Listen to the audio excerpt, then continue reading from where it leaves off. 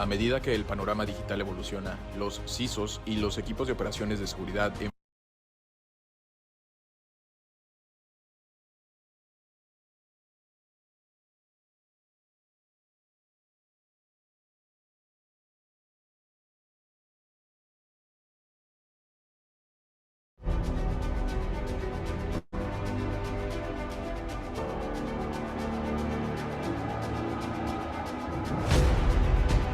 As digital landscapes evolve, CISOs and security operation teams confront a pivotal moment in safeguarding their cyber terrain.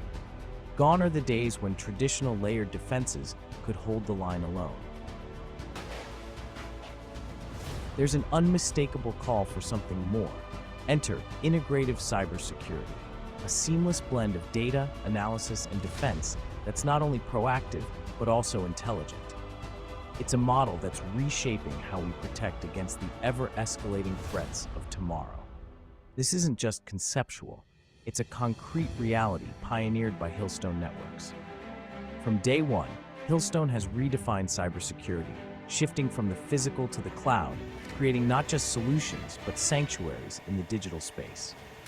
With foresight that anticipated the AI revolution, Hillstone unveiled the first AI-powered next-gen firewall, a marvel of technology that reveals hidden malware and behavioral anomalies with a clarity never seen before. The Hillstone Breach Detection System is the next chapter in this saga, an NDR solution powered by AI engines that's not just part of the network, but the heart of it, safeguarding the most critical enterprise assets with an efficiency that's as cost-effective as it is robust. But the story doesn't end there. Hillstone's iSource, an XDR platform, is a quantum leap forward. It converts network and threat data into a wellspring of actionable intelligence, enabling enterprises to not just respond to threats, but anticipate them. For the enterprise, Hillstone provides value with an integrative cybersecurity suite of products and solutions to defend networks, critical data, and applications. For sales partners and MSSPs, Hillstone's comprehensive suite of products, sales, and technical expertise redefines value for partners. For both, what distinguishes Hillstone Networks is a fusion of visionary thinking and pioneering spirit, heralded by industry experts and manifested in accessible, AI-powered security solutions for organizations of any size. In the shifting landscape of cybersecurity, one name emerges as a pillar of innovation, reliability, and foresight: Hillstone Networks. Step into the future of cybersecurity with Hillstone, where your network's potential is infinite. Explore our products and solutions online or request a demo. Follow us on social media for the latest updates and insights.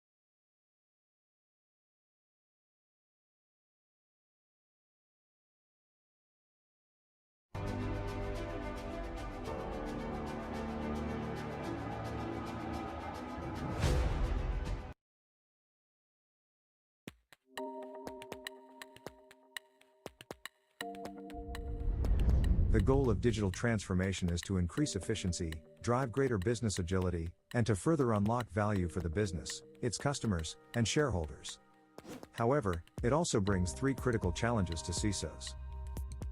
Rapidly evolving infrastructure.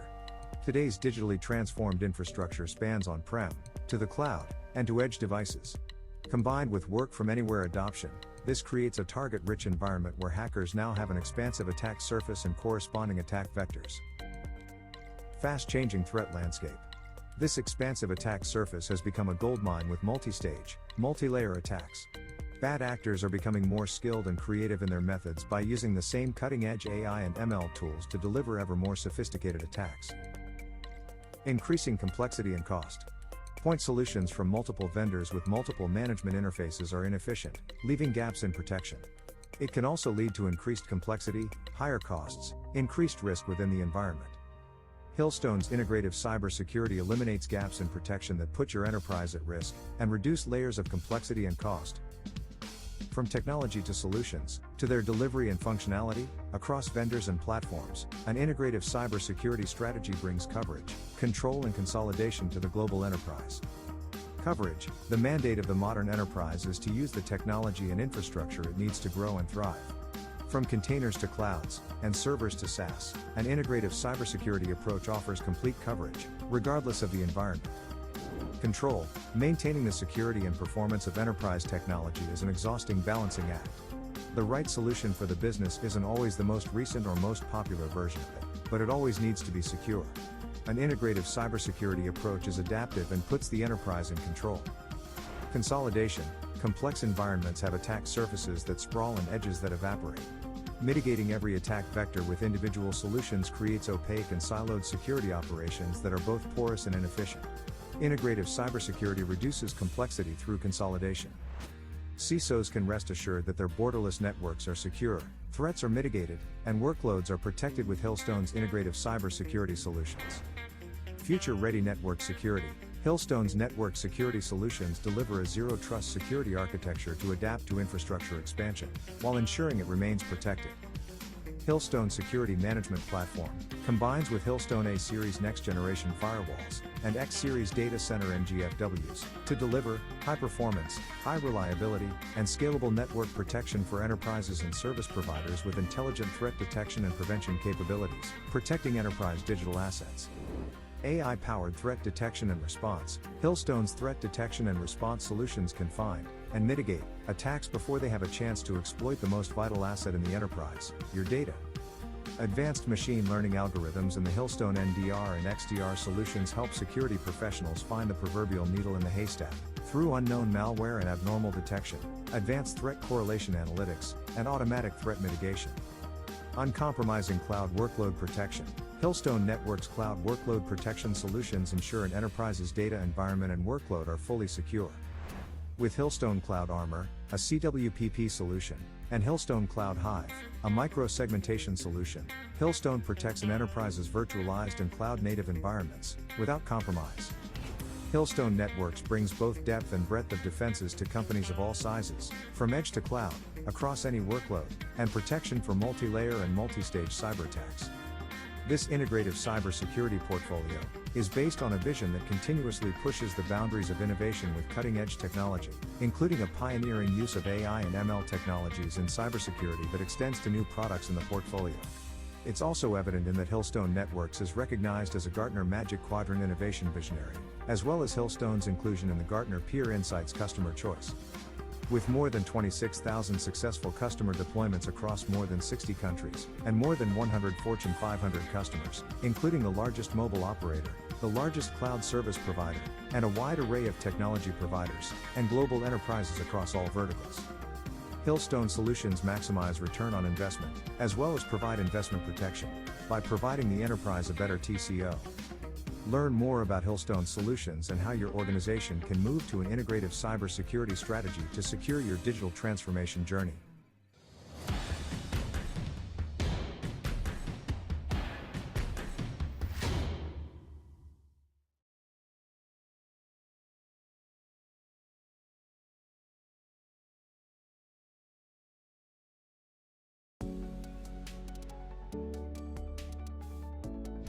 As more organizations embrace cloud technology, they are faced with many challenges.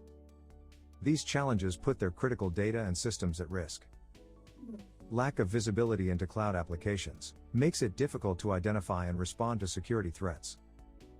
Data breaches have catastrophic consequences, leading to loss or exposure of highly sensitive and confidential data. Improper configuration. Improperly configuring workloads in the cloud can make them vulnerable to cyber attacks. Insider threats. It's possible that employees or other authorized users with access to cloud resources may intentionally or unintentionally misuse or steal sensitive data. Hillstone Networks protects the workloads, regardless of where they run, from legacy applications running in bare metal or virtualized environments. or cloud-native apps running in containers moving from server to server, and cloud to cloud. Hillstone Network safeguards your critical data and workloads wherever they reside. Let's take a closer look at Hillstone's Cloud Hive and Cloud Armor solutions and how they protect virtualized and cloud-native environments without compromise. Hillstone Cloud Hive secures each virtual machine in cloud deployments. This gives security professionals the necessary insights they need to strengthen their security posture and safeguard critical assets. How? Let's take a closer look. Unparalleled visibility. With Cloud Hive, you get a clear view of everything happening on your network, applications, and assets. This helps detect and stop potential security threats before they happen. Industry-leading micro-segmentation gives a full view on inter-VM or east-west traffic, making it possible to isolate VMs and prevent lateral attacks with ease.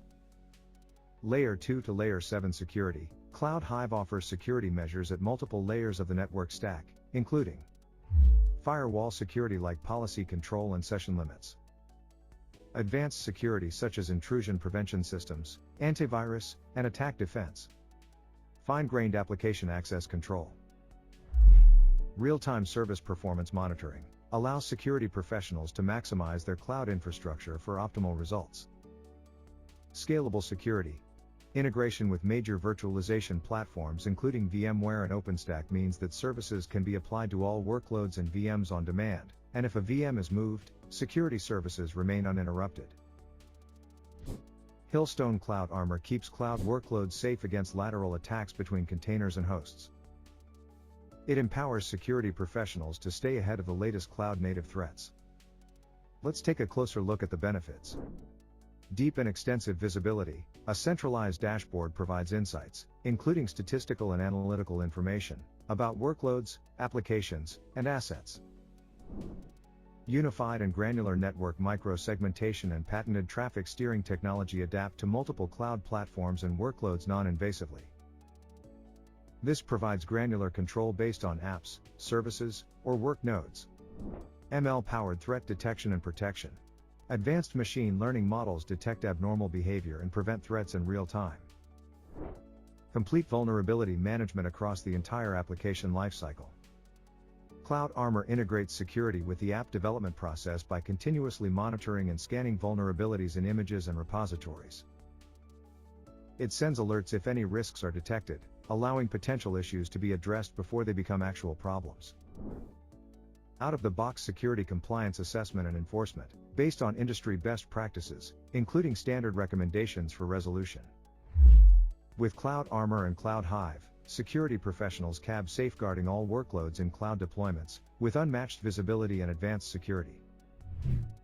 Embrace the benefits of the cloud with confidence, knowing that your organization's cloud security posture is fully protected.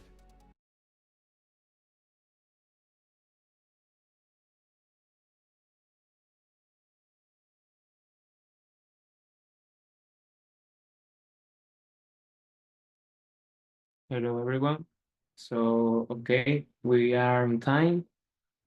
So we are going to have like 5 minutes, 5 to 10 minutes to let to everyone comment. Okay. So I will still sharing the videos corporate from Hillstone, and then we will start the training.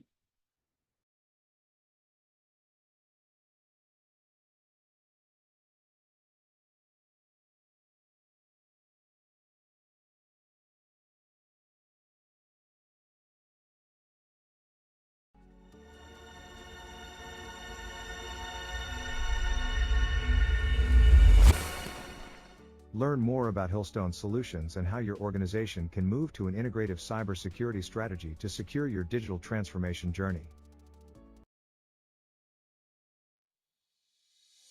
Now is the time to reshape security and embrace cyber resilience. Hillstone's CWPP solution will help you achieve that goal. As enterprise customers find increased value in cloud infrastructures, so do cyber criminals. Unfortunately, this also means your enterprise threat attack surfaces are also expanding, which in turn increases business risk. Defense starts with visibility into each of your cloud workloads, regardless of their underlying framework, supporting vendor and varying technologies.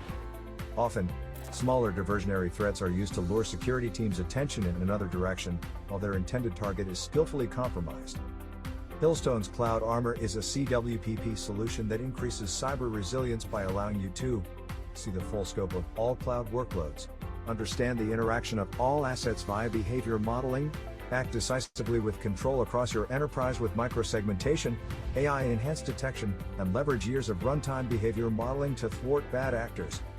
Securing cloud workloads requires 4 key capabilities: comprehensive visibility, vulnerability scan and compliance, extensive firewall microsegmentation, intelligent intrusion detection and prevention. Let's dive into each to understand how Cloud Armor delivers these capabilities, starting with visibility. Comprehensive visibility is provided with monitoring of containers and hosts. Cloud Armor's central management component synchronizes Kubernetes clusters and host assets in real time, such as services, host OS, and more. The current cloud environment security posture is quickly assessed when viewing Cloud Armor's full-screen dashboard of host and container platforms. The dashboard displays granular details such as cloud environment system status and more. Vulnerability scan and compliance. Cloud Armor scans images on each K8s node, or images in the repository, to discover underlying vulnerabilities. For images with serious vulnerabilities, Cloud Armor can prevent the container from running altogether and trigger alerts if further mitigation is needed. Cloud Armor enables users to scan the vulnerabilities of VMs, cloud hosts, and bare metal servers during the comprehensive life cycle. Alerts will be generated accordingly, mitigating potential malicious attacks before they occur. Based on the CIS benchmark, Cloud Armor verifies the hosts, applications, and images for compliance and risk identification purposes. Additionally, it provides a standard list of mitigation recommendations for each compliance risk. Extensive firewall microsegmentation. Hillstone's Cloud Armor loosely couples to various cloud platforms and workloads. With its patented traffic steering technology, Cloud Armor is able to minimize the threat attack surface in both north-south and east-west traffic. The solution can implement security visibility and management across private clouds, public clouds, or multi-clouds to attain zero trust. Intelligent intrusion detection and prevention. Cloud Armor monitors services on all cloud workloads. Then Cloud Armor's advanced threat detection capability intelligently prevents threats and risks at runtime. Here's 3 critical differentiators driving customers to select Hillstone Cloud Armor to secure and defend their cloud workloads. Smart Policy Assistant. To handle complex traffic within the cloud environment, the Smart Policy Assistant helps users understand the traffic flows in the network and act accordingly, such as adding granular microsegmentation policies to best fit the traffic. The process greatly improves the efficiency of policy configuration and management. Security Posture Perspective. Gain a deep insight of vulnerabilities, network flows between applications and services through the full-screen, multi-view dashboard insight. Behavior Model Learning. Cloud Armor builds a baseline model of normal behavior via the hosts and containers it monitors. These observations can be converted into rules that improve intrusion detection capabilities and enhance the efficiency of policy configuration. With Hillstone Networks, you can reshape your enterprise security to embrace cyber resilience. Contact us or one of our sales partners to learn how your organization can add resilience to your enterprise.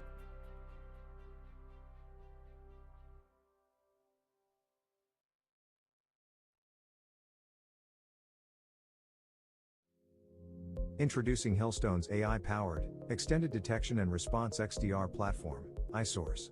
Today's threat landscape has changed dramatically, with AI-infused multi-layer and multi-stage threats. Infiltration is no longer an anomaly, it's today's reality. We're living in a post-breach world where a cyber-resilient security infrastructure that's dynamic, realistic, and adaptive is a business requirement.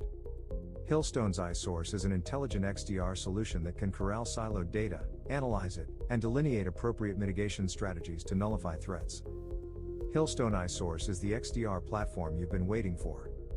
iSource provides 3 capabilities SecOps, NetOps and CISOs have been asking for. 1. Unified data collection from multiple security products with full visibility. Hillstone iSource collects various types of data from almost any source, third-party or native. By standardizing and integrating heterogeneous data across components, iSource breaks down security information silos.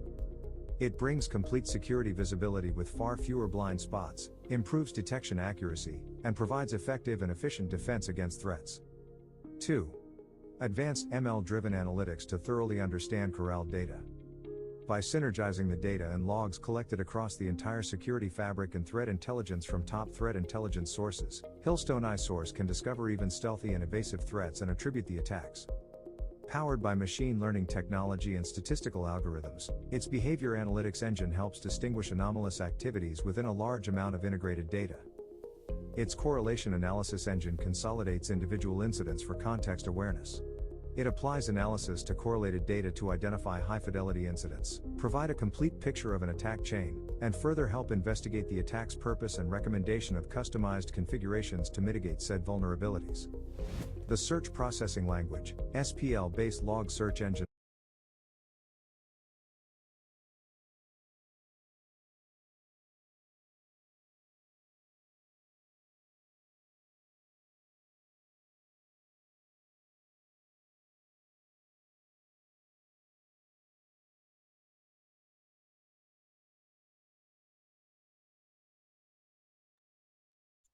Okay, guys, we are almost starting.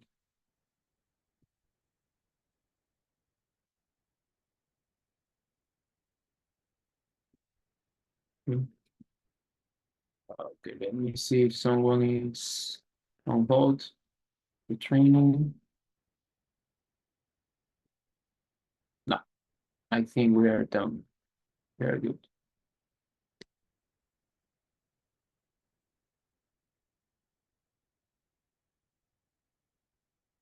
Okay, guys, so let me share my screen. Okay, I think you can see now, right? Yes, we can see and we can hear you. Thank you. Thank you. So you are seeing the full screen, right? That's right. Perfect. Perfect. So, okay, let me say hello to you guys. This is me. This is Adip. So I'm going to be the trainer today. Of course, we have Rafa here in order to, to help me to answer your questions. You already know how to do the questions, so please, what it's like not just it's like we, every trainer that is here, that if you have some question, please do it. Because actually it's more entertainment and more funny if you have some question and it's like we are doing this interaction. Okay, so please go ahead, don't worry about it. We can answer any question that you have. Of course, it's better if it's about the material. Okay, here we have. Oh, thank you. Yes, it's loud and clear. Thank you so much. Of course, my native language is not English, it's Spanish.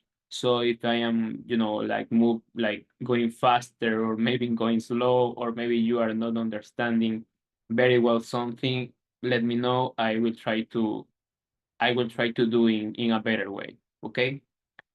So I think we are. Hi, Munideban. Hi, how are you? So okay, now we are ready to start.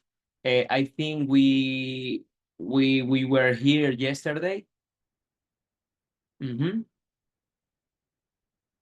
So Sinet, you raise your hand. If you have any question. If you have, you can do it, of course. The way to write the question is asking the Q&A box. So please, we cannot open the micro. Because you have a lot of you can be a lot of students now. So yes, what we do is like just let them, you can write your questions. Okay. So hi everyone. Okay, so I will turn off my camera. That's not relevant. Thank you. Your monitor say I am fine. So hope everyone doing good. So I hope the same. So thank you, monitor. Okay, so we're going to start now.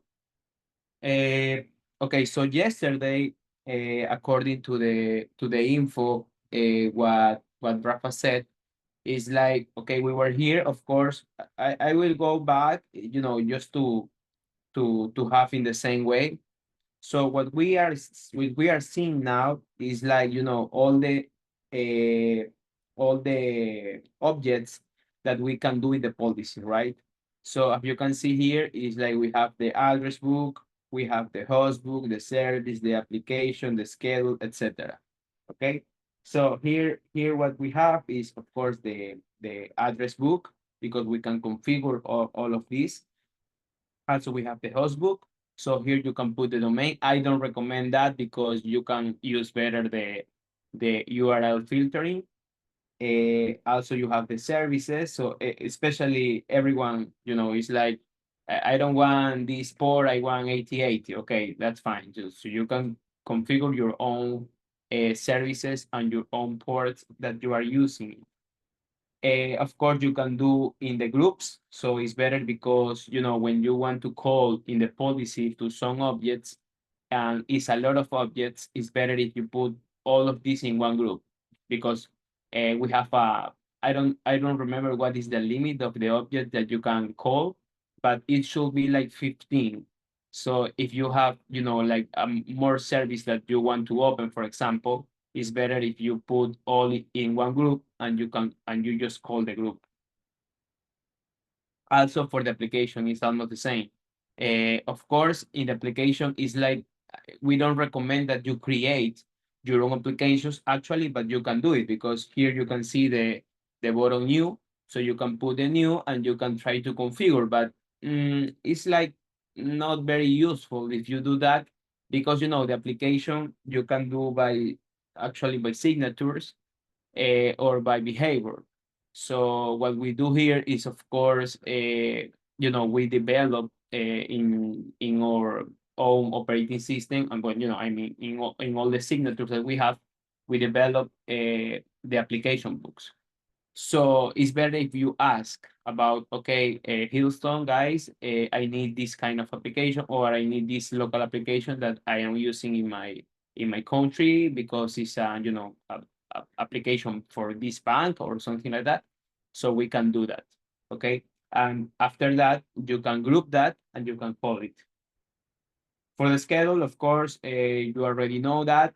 So we have work and we have, the times. We can work by daily, by day, or by duration, okay? And you can put, of course, the days in the case that you want to do this schedule. For example, if you are doing the work, of course, you can mark the Monday, Tuesday, Wednesday, Thursday, and Friday, of course, because it's work, right? And we are going to apply the object into the policy. So here, actually, you can see how we can apply. It's not just for the schedule, actually, it's for the services. We can add the applications, we can add the address. It's the users. Actually, we don't show you now the users, but actually here you can call it. Okay, so if you want to, for example, if you want to do a policy for one user, for a specific one user, you can do it here. And if you go down, if you go down here, and if you put in the options part, so you can see all these parts. Okay, so here you can see, like, the schedule, you can check the logs. I recommend to check the logs because if you want to see more information about these sessions, so you can put here. And here you can do also SSL proxy, etc. So in the policy global, we have three. We have multi-security, we have single security, and by default, we are using the single security, okay? So this is the policy hit count. So you can use that in order to see how many, how many times this policy is hitting the traffic that we are using. Okay. So for example, if we say, for example, this example is very good. If we have numbers, it's fine because the policy is being used. But if we don't see the numbers, if we see the zero, it's like this policy is not being used, so maybe it's some redundancy, or maybe that policy doesn't make sense. Okay, and also we have the redundancy check in order to solve these kind of situations. And we can import or export the policies. Of course, we have, I don't know if we said what we don't say about the format, but of course, when you export, if you create a policy, if you export that format, okay, so in that case, you can see, the format, and you can create, or maybe, do some scripts, and then you can import all the policies into the Hilton. So that is, it's like a better way if you want to do, if you already done some scripts, so you can like modify some scripts in order to be in the same format than Hilton, and then you can go. See, yes. So this is very important.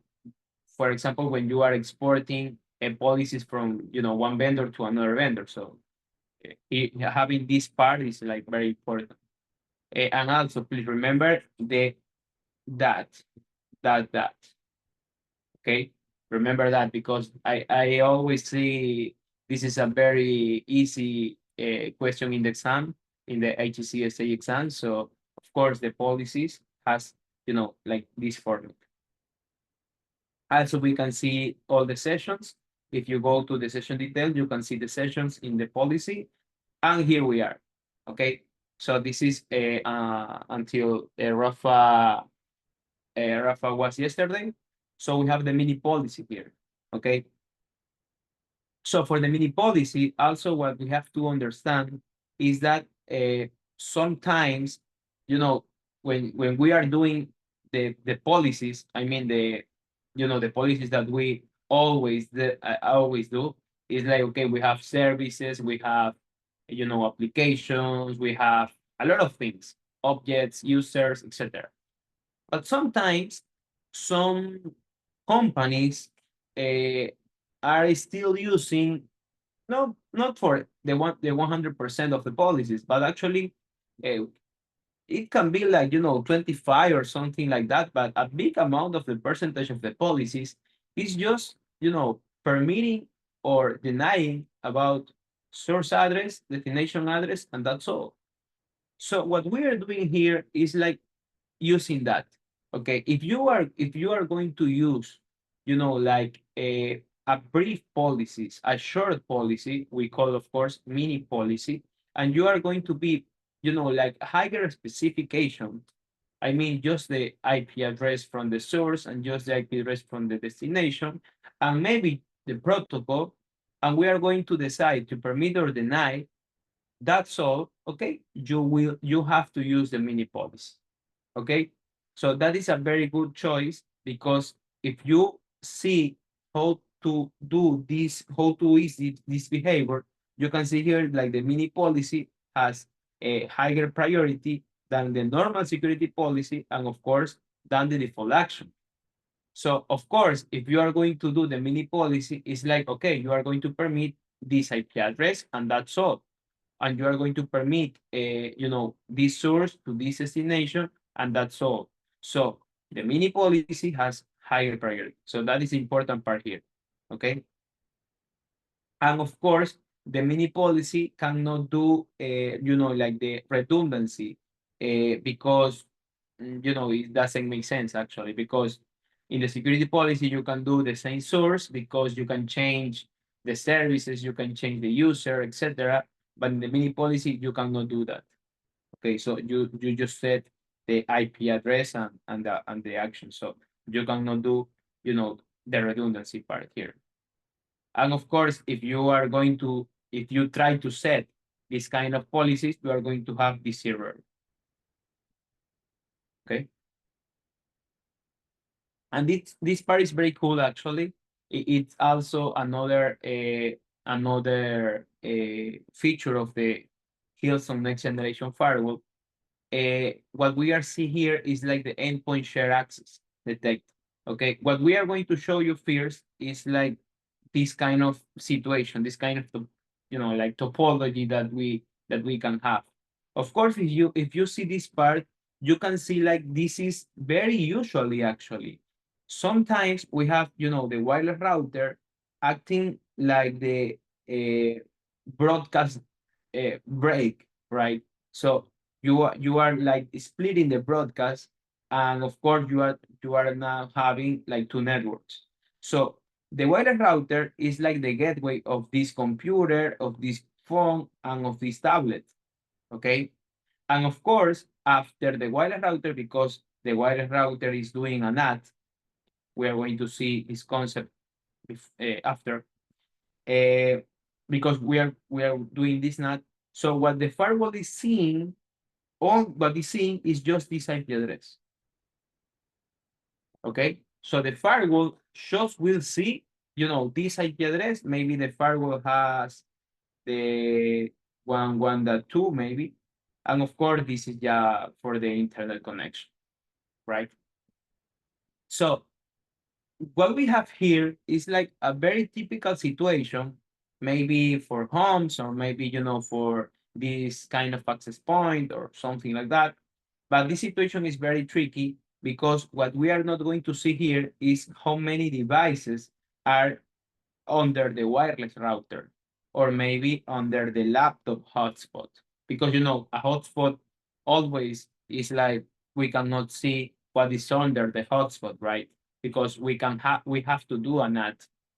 So this is a situation. And what could be the complicated here? Because sometimes, when you are, for example, an ISP, you are like offering these packets, etc. So some users are going to hire your internet connection, but they are going to resell your internet connection, right? And of course, if you are an ISP, of course you have, your bandwidth, and you cannot going to do more than your bandwidth, so that's fine. But the bandwidth is not usually the big issue here. The big issue here is the new connections per second. Is like the amount of connection that you will have, is the concurrent sessions that you will have, and of course, the quantity of ports that you are using, okay? So this is the real problem. And of course, in this kind of scenario, you are not going able to see what is happening under, the device, the firewall, the wireless router, the laptop hotspot, the modem, etc., the modern AP, etc. So what we are going to do here is like detecting what is happening under the shared access devices. Okay, so what we consider that we can name here is the endpoint shared access detect principle. So what we have here, of course, is the first, the identification, and second, the control. Okay, so for identification, Houston is not going to see, the IP address, of course, because we cannot see. Yes, right. It's like if you are under a NAT, okay, we cannot see that. But we are going to see is like, accessing to the IP. When the IP is identified, we can see, for example, the HTTP UA. We can see the terminal brand and model. We can see the operating system. Okay, so we can see this kind of information. Based on that, is like we are going to see how many devices you are having, okay, under, of course, the shared access, right? And the second part is not just the identification, it's also the control. So the control, we can read here, the control member is based on the accessing IP, and the control condition is based on the maximum number of shared access endpoint under the monitored IP. So we can set the number, and if the control of the IP exceeds the limit of accessing terminals, so we can do two things. The first thing is warning. Warning is like, we are not going to do anything, but we are going to record. We are going to do all the logging. Warning is no, logging only is just a logging only. But warning seems like that, because, warning is like, okay, it's not dropping, but it's a warning. So we are going to, we read the warning part. So we are going to log in the event, but we are going to push a warning page to the user, okay? So this page is going to interfere the user to access the network. So the control duration can be set, and after the duration time elapses. So the control will be automatically lifted and the identification process restarted. So you can have, this control duration, like very long or very short, depend of you, and you can like, interfere to the user to access the network. So actually the warning, yes, it's a warning, but also is a way to drop your connection to the internet. Okay. So this is of course the endpoint share access. Here you can see like the signature. Here you can see the update to the signature and here you can see how to import signatures, right? Here you can see from the FTP and here you can see from the TFTP. Of course, this is the kind of scenario that we have here. Okay, so any question until here? Okay, so we are going to network deployment mode.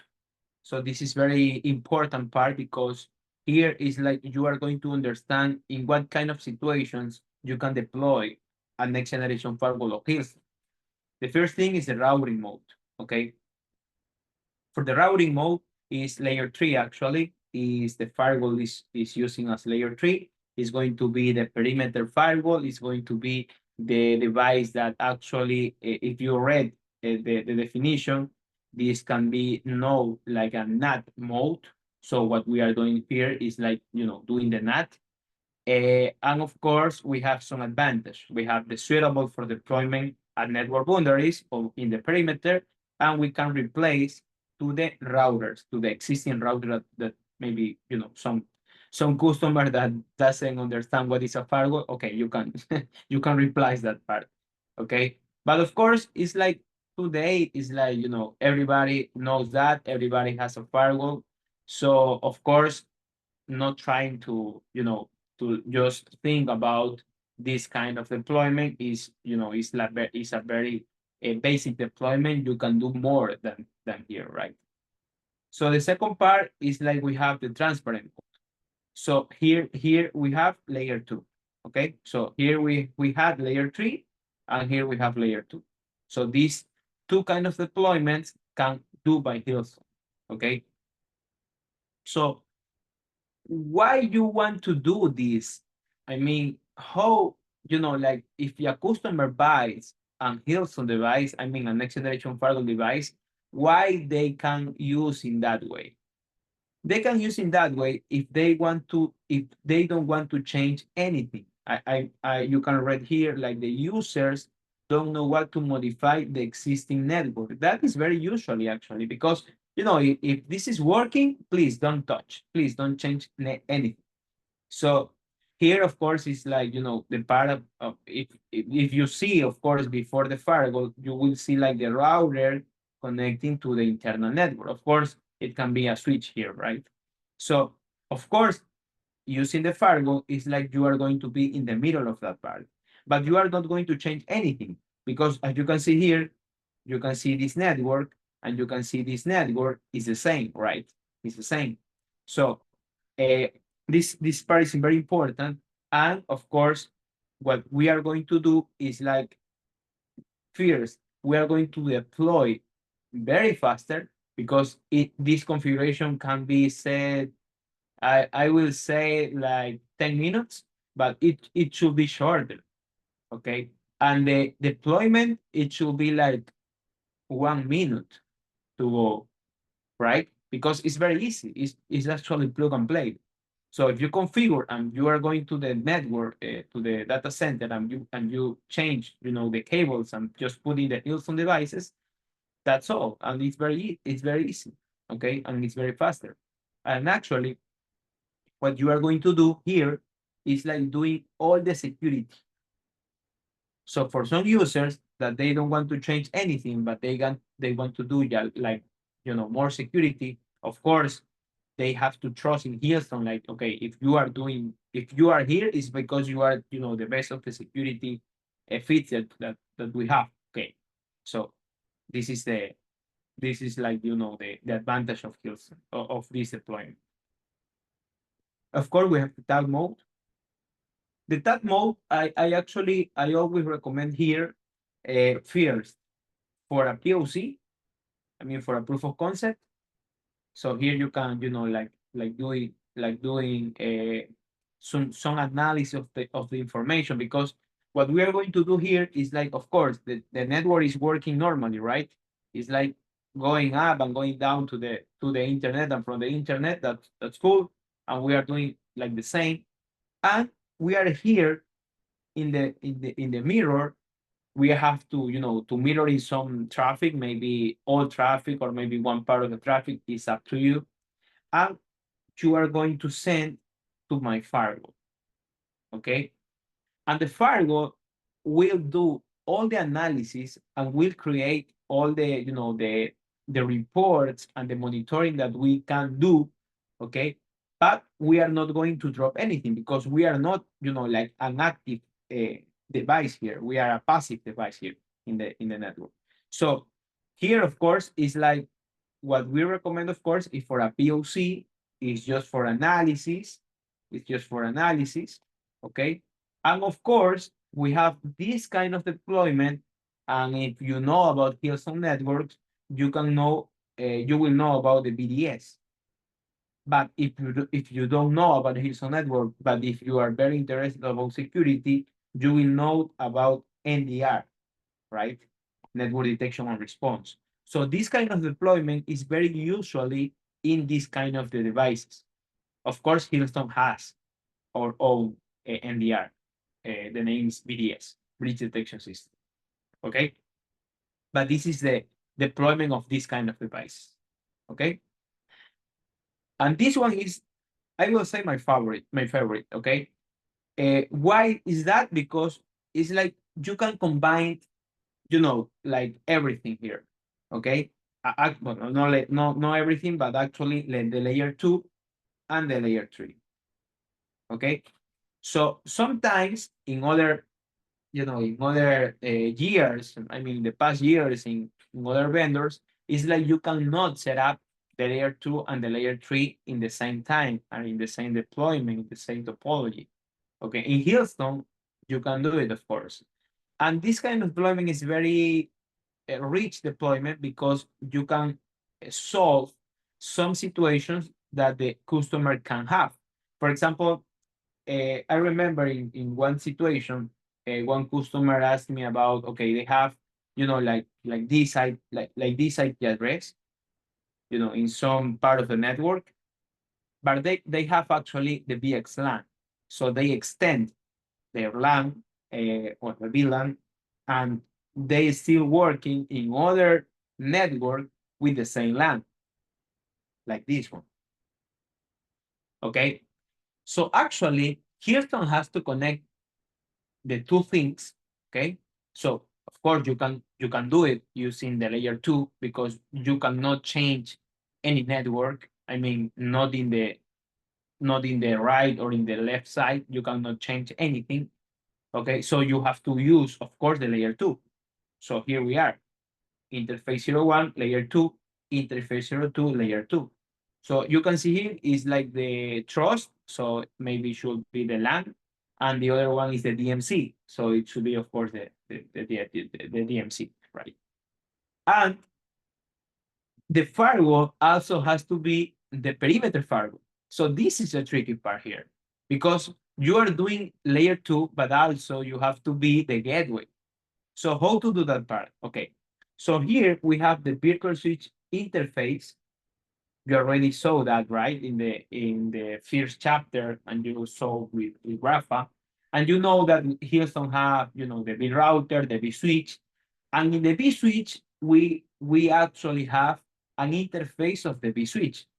So here we are.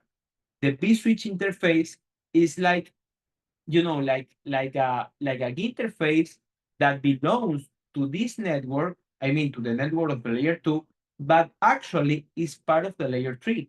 So it belongs to a song from layer 3. That's why you can see here in the vSwitch interface 1, you can see the song is trust. And the song trust is a layer 3 song, right? It's a layer 3 song. Okay, so we can, if you know, if we have a layer 3 song, we can set an IP address, and using this IP address, we can set like the gateway of the networks. So here you can see what is my gateway. Yes, Houston. What is my gateway here? Yes, Houston. And after that, you can be, sorry, a NAT device. You can do a gateway. You can do, everything. And of course, we are going to go for layer 3. Any question here?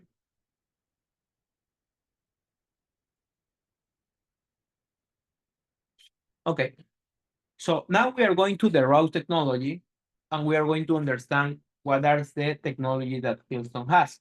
I mean, for the routing in the next generation firewall, of course. So of course, we have to understand that the routing, we can read actually here, the routing is a fundamental concept in data communication networks, and it refers to the activity of transmitting information from a source address to a destination address through interconnected networks. Routing occurs at the third layer. So of course, here I'm going to do a pause here. So you have to know, and you should know all the layers, right, or from the OC reference model. So please, you have to take care about that, of course. And you can see, like, the information that flows into this layer. We call how we call this information that is flowing into the third layer. Anyone? Just to know if you are here with me. Do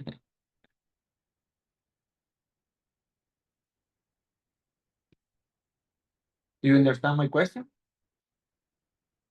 What is the information? How we call to the information that flows into the third layer? I mean the network layer. How we call that? How we call in the second layer?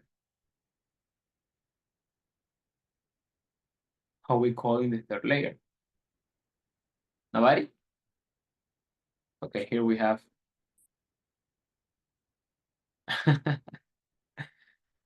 No, Rafa, you cannot play.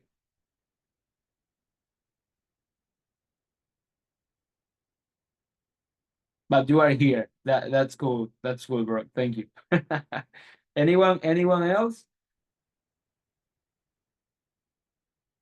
Come on, guys. Okay, we have datagram. Yes, it should be, but actually it's not the name of the, I mean, the layer 2 and the layer 3. No.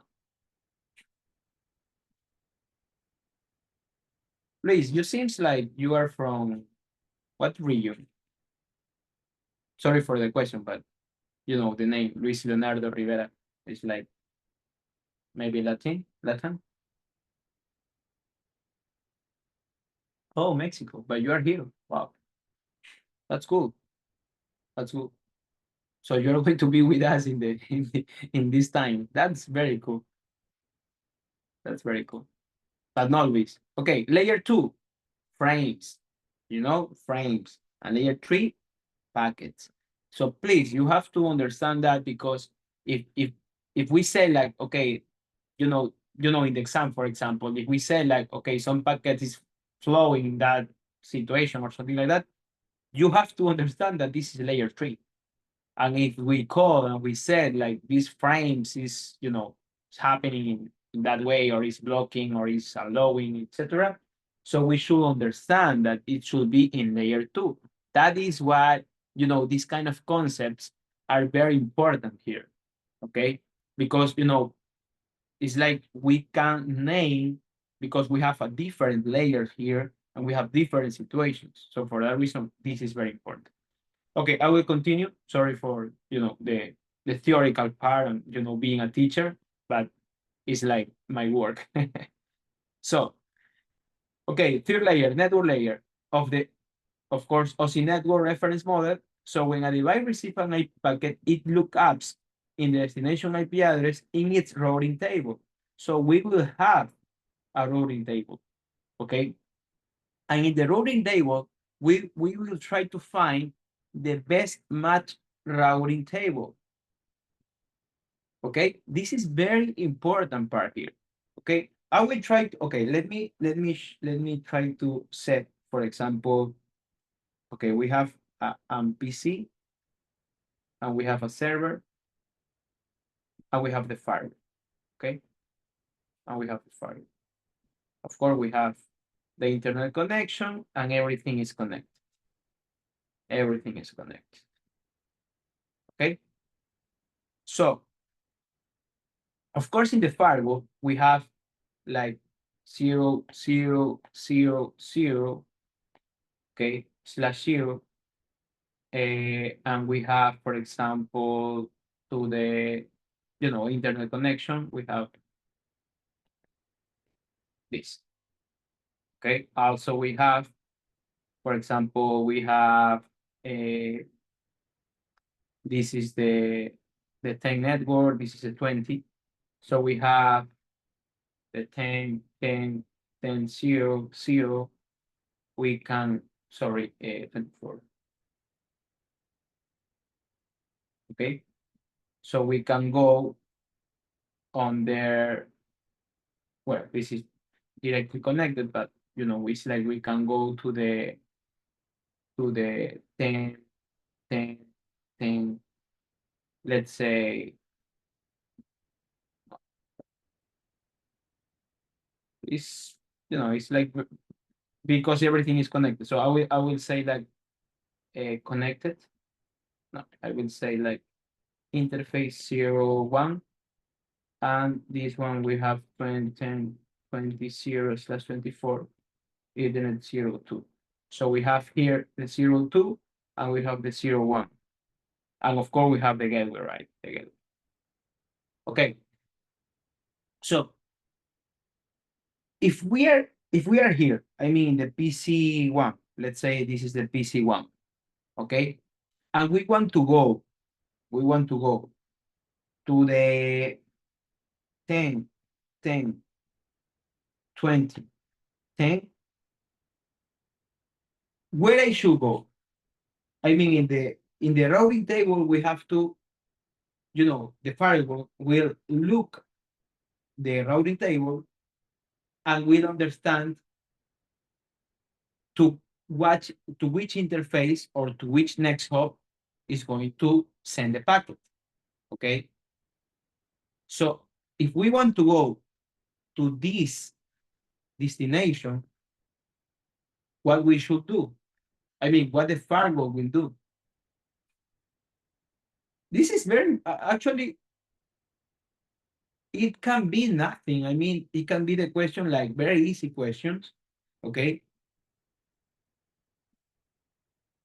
But believe me, it's very important to understand what is happening in the firewall, because sometimes it's like not everyone is understanding, and sometimes it's like everyone is trying to forcing something that the firewall already is doing. Okay, so please be with me, answer me. Which you know, the A, B, or C, which road the firewall will take?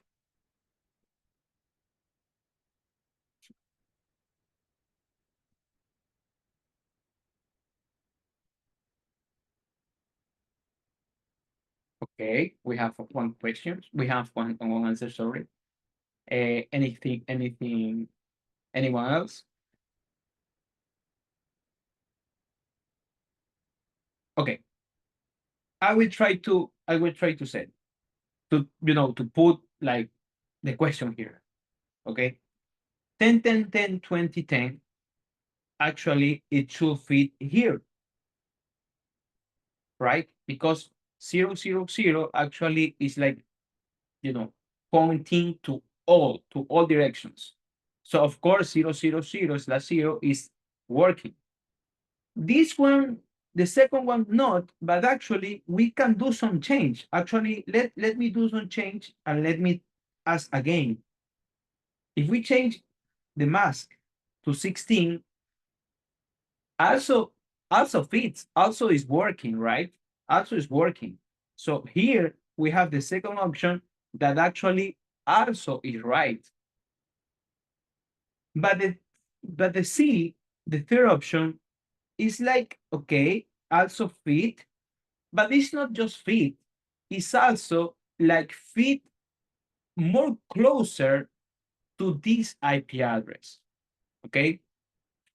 So of course the firewall is like you don't have to change, like putting this the C to the top, and putting the gateway, the default the default route to the bottom, etc. Sometimes, believe me, sometimes you guys can change actually the order of the routing table, and that is not useful. It's not useful. The firewall will find, as we see here, the best match, okay, by their own. So we don't need, anything else. It's like we are going to find the best match, okay? Of course, this is like the principle, because we have a lot of, ways to do some routings, because here what we are seeing here is like a routing table based on destination routing, DR, destination routing, because we are choosing the gateway or the next hop based on the destination. But that is not the only situation that we can have. Okay, so we will continue. Here we have, like these situations. Actually, we have a, destination route. We have static, dynamic, ISP route. We have also destination, is almost the same, but also we can add interface. So it's like we have one more thing here. It's like destination and interface. Also, we have source-based route. So this is very cool because we are not going to think about where you're going to go. It's like more, where are you from? So if you are from this network, okay, you have this next hop. Okay, I don't care where are you going. I don't care if you are going to Google. I don't care if you are going to the DMZ. I don't care that. I mean, if you are from this network, you are going to go in that interface, in that next hop, etc. Also, we have the source, but also the interface. So if it's like we are adding something else, and we have the policy-based route. So of course, the last one we can say like the PBR. Okay. And of course, we have, the way to do some command lines. I don't know if Rafael was doing, like very deep about the CLI. I don't know if you want to do that part, but I will try to skip this part because I know that you can read that, and I know you can, like, write, of course, the commands. I will say you that for the next trainings, what we are thinking is like try to, we are always updating the information, and we want to improve, and what we are going to do maybe in the second half of the year for the trainings is like trying to do some labs. Okay, it's difficult, it's more difficult, but because uh, it's like we have to try that you set up the labs. So imagine now that you are already setting the lab and you are, doing some commands. It's more difficult, of course, but we are going to try. So it's like this part, because I can guess that your comments in the survey, I mean in the end of the training, it's like this. I will say that like the 60% of the students They always say more technical train, more, like more labs, sorry, more demos, etc. So we understand that part, of course, and we are going to improve. But of course, for now, it's like you have to understand, like we have comments, of course, and of course we have, the comments, and we have all the situation here that you can add into the comment. Okay. What we are going to put on in the, in a important situation here is like the distance and the weight value. Okay. Distance value, we can see like it specifies the administrative distance of the route. So here is the concept, the distance, right? The distance is very important. And you will have to know that the smaller the value is, this has the higher the priority. So the smaller value should have more priority, right? And the weight value is different. The weight value specifies the weight value, okay? But the weight, I mean the number of this command, because you have to put in that part in almost in the last part, right? Almost in the last part. So the weight radio will specify the radio of the traffic forwarding in the load balance. Okay. So this is the example. So here, what's happening? Here, what's happening? I mean, we can set, we can write the IP route, we can write 100, 110, 24, 122, 111, and the rest. Okay, what's happening? What's happening if we are, in the PC1 and in the PC2? Where are we going? Because we have two routes to reach this web server. So what is going to happen here?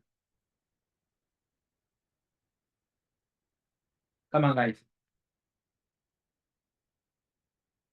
Don't be shy. I can ask.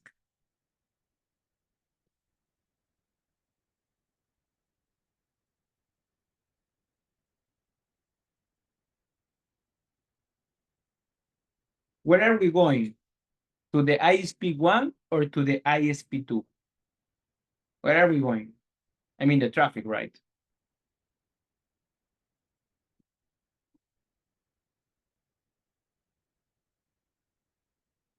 We have to do some incentive, Rafa, like, like the guy who is more participating, we can, try to send some gift or something like that.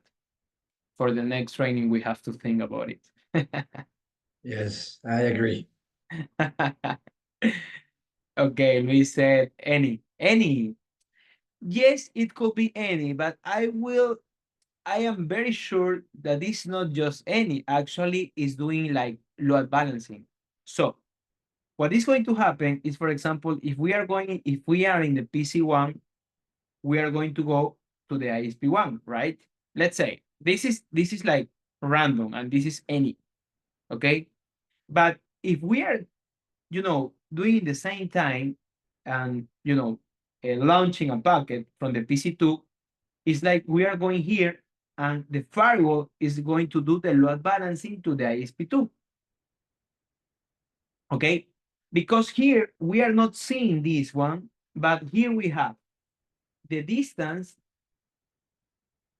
1 and 1. That means like both have the same priority. But also we have the weight. And we have in the weight 1 and 1. So the ratio is totally similar. It's totally similar. Okay? So multi-demand, yes, but also divided, yes, of course, is divided, right? Perfect. So let's change the situation.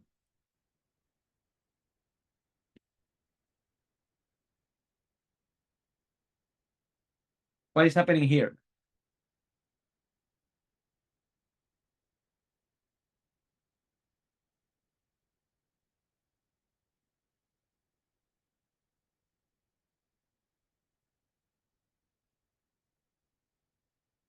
Mhm. That means when I don't write nothing, what actually is the value? Is the weight or is the distance? We can see here, right? We can see here. Okay.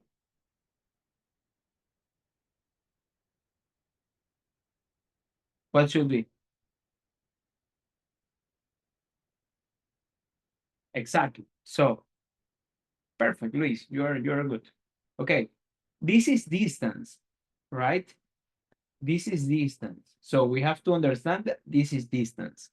So if this is the distance, the lower number has higher priority. So of course, 1 is lower than 10. So we have the ISP like the preferred one. So what is this ISP? Is the ISP 2. So when the PC1 wants to go to the web server, they are going to go to the ISP2. And when the PC2 want to go to the web server, is going to the ISP2, right? The route 2 takes my priority. Of course, that is going to happen. So this situation is useful. Yes, it can be useful. In what situation? When I have two ISPs and I want one active and one passive. So the second one, I mean the ISP one, it should act like a backup. Sometimes, the customer wants that. Okay. So let's change the situation. Please, if you have any question, let me know. Okay, what is going to happen if we set this one? 10, 10,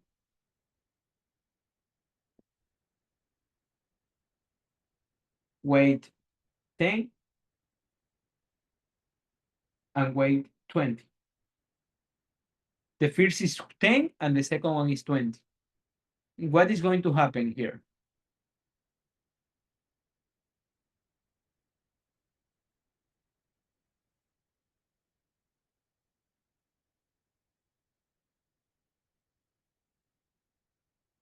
Mhm.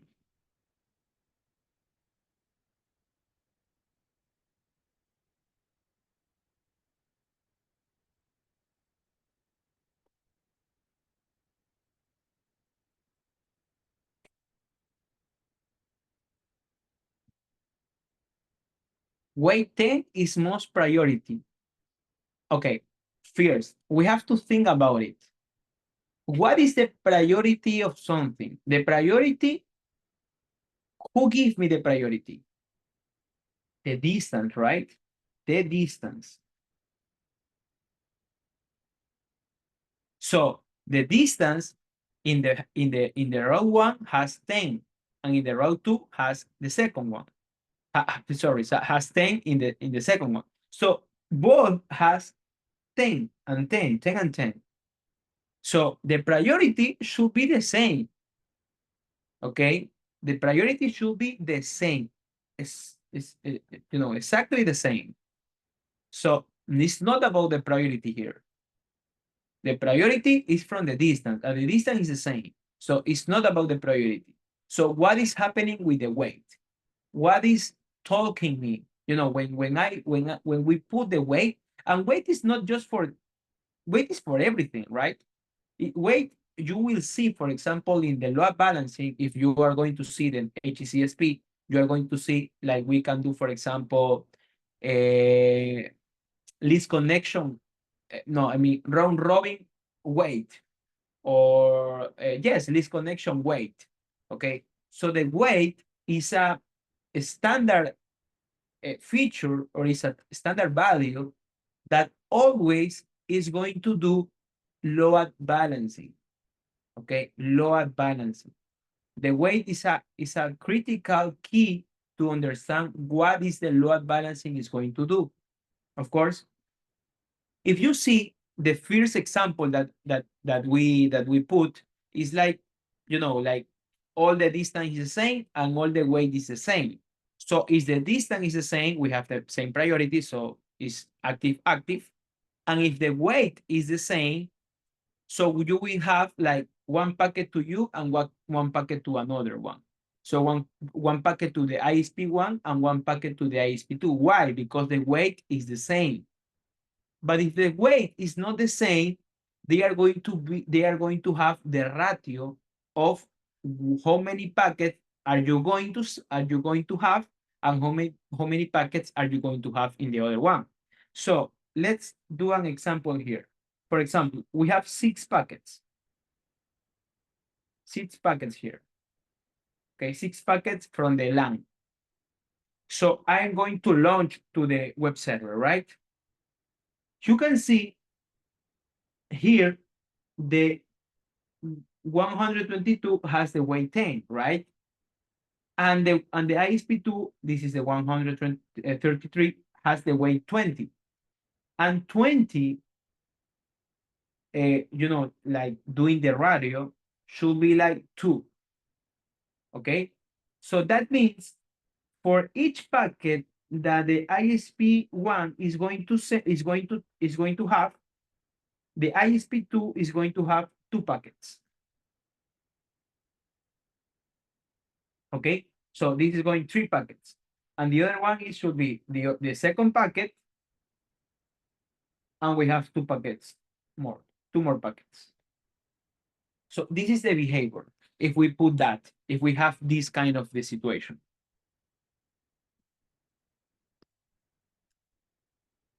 Of course, it's like doing load balancing, right? So we have active, active, and we have like load balancing. But load balancing not with the same ratio. It's like, if, for example, in this situation, seems like the ISP2 is like, have more bandwidth or has, better quality than the ISP1, right? Okay, so this is, like examples of what you what you can do here. Okay, any question here? Okay, we're going to pass it.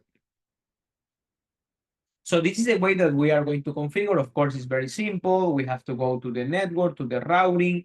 We have to put the new, and we have to set, of course, the information here. So it's very simple, actually. This is very important here because we have the ISP routes, okay?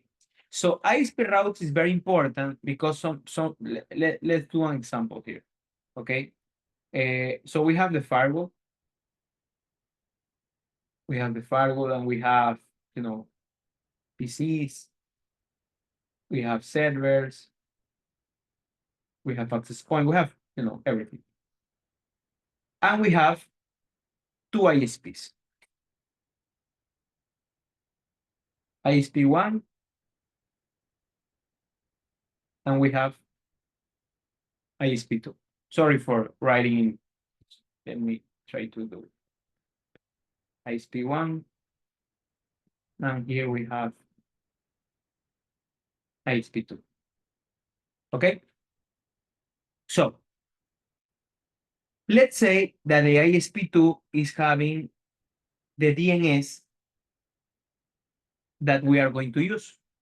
Because, every time what we are going to do is like using the DNS from or the internet service provider. Of course, it's like very usual situation. Okay. And it's like when we are going to navigate, we are going to go, for example, to google.com. Okay. So of course the firewall has, it could be, the different distance and the different weight, etc. But let's say that here is like have the same priority. So here we have 000/0, and we have here 000/0. So have the same priority and the same distance. So what is going to happen if we are looking the DNS, okay, but we go for the ISP2? That can happen, right? That can happen. So of course, if we are going to the ISP2, but we are looking our DNS So the ISP2 should go to the, to the all the network, go to the ISP1, asking for the DNS. And of course, the DNS depends of course if we have reverse route disabled or not. Let's say we have reverse route, so it's going to go from the same way to the ISP2 and go here. And not just the DNS, also can be, for example, a server, a web server that we have that we are working on it, for example, a web server. Also, the ISP2 can have, for example, a DMC that we want to go, okay? So what we are looking here is like, you can go to the resources of the ISPs, but you can sometimes, you can choose the other ISP. So that can have that you will, like suffer like slow connection, maybe latency, maybe, of course, the speed, etc. So the way to improve that part is the ISP route. So what we are going to do here is like setting or giving to the information to the firewall about what are the, like the networks or the resources that has all the ISPs. So here you can have, for example, let's say the ISP network education, we have this subnet. So when we are going to look this subnet, the firewall should understand what is the ISP that I have to go, where I have to go. Okay, for example, here we have three ISP, sorry. We have China Telecom, we have China Netcom, and we have China Mobile. And if you go to upgrade, you can change this is the ISP route, so you can change the gateway, okay? And also we can do the network, I don't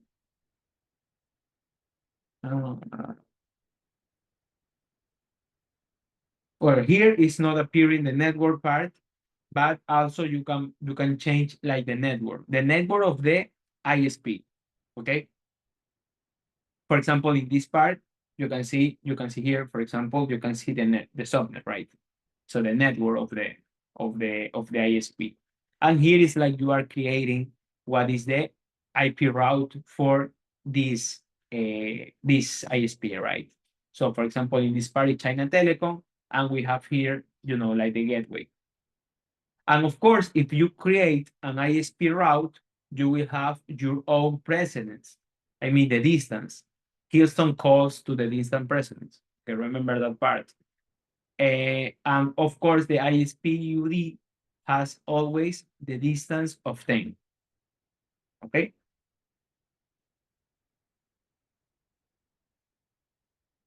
And the last part, I mean, not the last part, but like the best kind of routing that we have here is the PBR. Why I have to say the PBR? Because if you know, well, first you have to create the PBR, I mean the profile, and then you will have the rule, right? So here, for example, we are creating the PBR name. It's like the profile. And after that, you are going to create the rule. And creating the rule, you will call to the profile, and then you can, like doing all the configuration.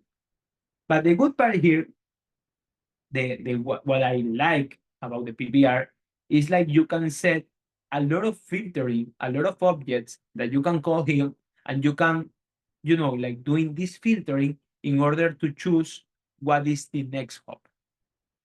Also, you can set, for example, the application. So let's say an example. If you are using Netflix, you are going to go to the ISP1.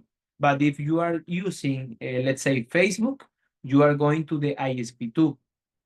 So this is the very important part here, because we can handle the layer 7, the application layer, even to define the route. So this is the most important part here. And of course, if you see the PBR PBR has a lot of filtering in order to have like, like being very, very, very particular, okay? And of course, we have the priority in the PBRs, because if you saw that, you can configure the PBR by song, by virtual router, or by interface. Of course, no binding is like nothing, right? But everything has the priority. So we have the priority of interfaces, song, on virtual router. Okay, please don't remember like exactly this part. I always say you have to understand what is the logic about the situation. What is into this tree? I mean, if we saw this tree, what is bigger? What is like more bigger thing here? Okay. Of course, the virtual router. If you remember, the virtual router can have like multiple zones. Okay. So the VR is the bigger here.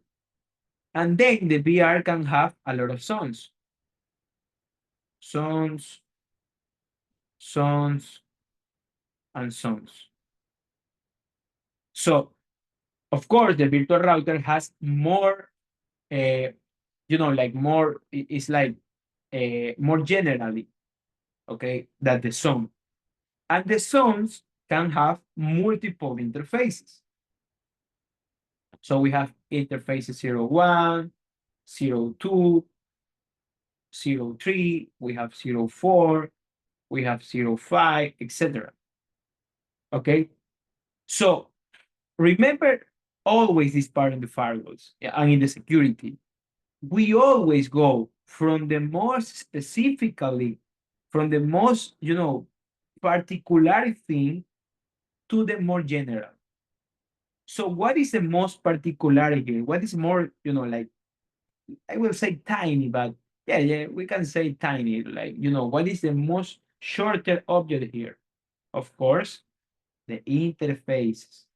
So for that reason, this is like has more priority. And the second one is the zones.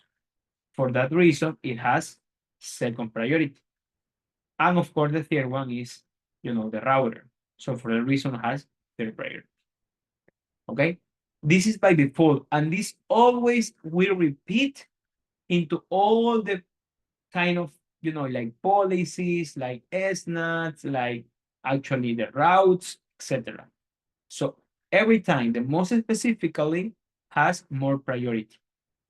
In the policy can change that, of course, but of course it depends to you, because if you put the more generally policy in the top, it's like you will have nothing to do in the others policy, right?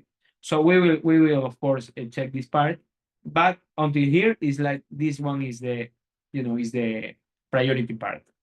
Okay, and we can change that here. We can change, but I don't recommend that part. Okay, and we have of course like the order. So we have the destination route, the destination interface route, the source route, the source interface route. Of course, we already discussed this part. And here we have the routing sequence. So what has more priority? PBR, policy-based routing. And then we have source interface-based routing. And then source-based routing. And then destination interface-based routing. And then destination-based routing. And then it could be connected. Next. Any question?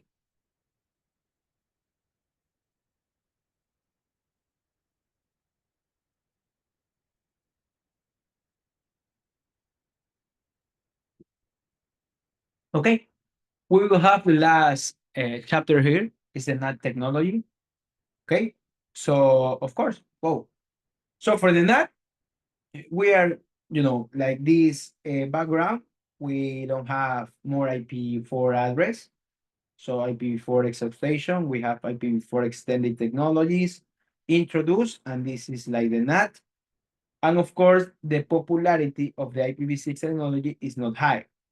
Okay, it's like everyone knows that this is a solution, but also anyone don't want to go to the IPv6. So it's like, like very normal situation in the human, right? So it's like we know what is a solution, but no, it's like we are going to do a lot of things, but not to do the final solution, right? So of course the IPv6 is not popularity, has not popularity, but it's like it's growing. It's still growing. It's like, for example, we can say in here in Latin America, we have, the Brazil is one of the bigger countries in the region, and also here, I mean, for the ISPs, it should be like 50% of the ISPs is already in the IPv6. So it's like, yes, it's growing, it's slow, but it's growing. Okay. So it's like not stopping. No, it's still growing slowly, but still growing. And of course, in the RFC 1918, they define three types of private IP address. So we have the class A, the class B, and the class C. And of course, this IP address we always use into the private IP. Okay. The private IP, I mean, in the network, in the LAN, right? For example, in my PC, I have maybe the 10.10.10.100, and in my cell phone we have like the same, but we are always into this private IP address. Okay. I have to ask, can we set, for example, 200 slash 024 for private IP? Can I use?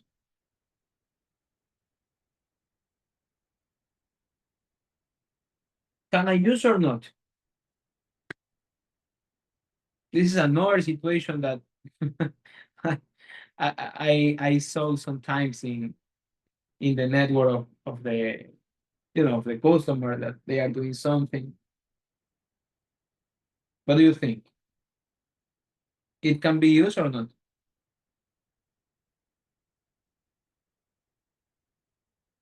I am using like it can, no, it should. It can. Can it use or not?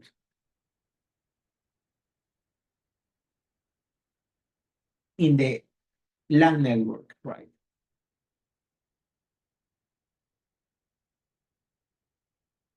Anyone? Okay. Let me see. We can, but must not be used. Can't use. No, it's not part of the reserved address. You could assign it, but it won't work properly if you try to connect to an external host with that IP. Okay. Okay. So some of you guys, it say like not. Okay, let me tell you something. Yes, you can use that. You can use. Actually, you are the owner of the network, so you can use whatever that you want. I remember sometime, like, I go to this network, I go to this customer side, and when I ask for the IP address, in order to maybe a POC, I don't remember, but they was using, it's like very similar, but 192.168.00/24. So this IP address, if we see the class C, the class C is not part of the, I mean, this IP address is not part of the class C, this IP address. Okay, but they are using that, and they use that, and of course everything is going fine, right? It's going fine. So you can use that. Yes, you can use that. Okay, but as Saul said, it's like must not be used. Must not be used. Why? Why must not be used? Because if you are like doing, maybe if you are not doing the correct things in the gateway, it's like this IP address, I mean the router of the, of the outside of the network could understand that, it's like this IP address is a public IP address, and you don't want that. You want to do the IP address, the private IP address, having in the, in the internal network.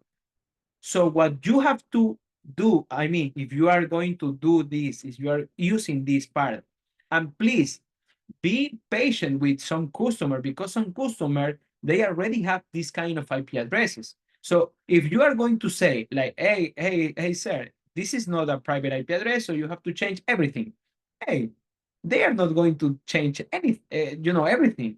It's like maybe they know, like, some guy of the IT when the company was rising, or just implement of the IT part, they use a wrong IP.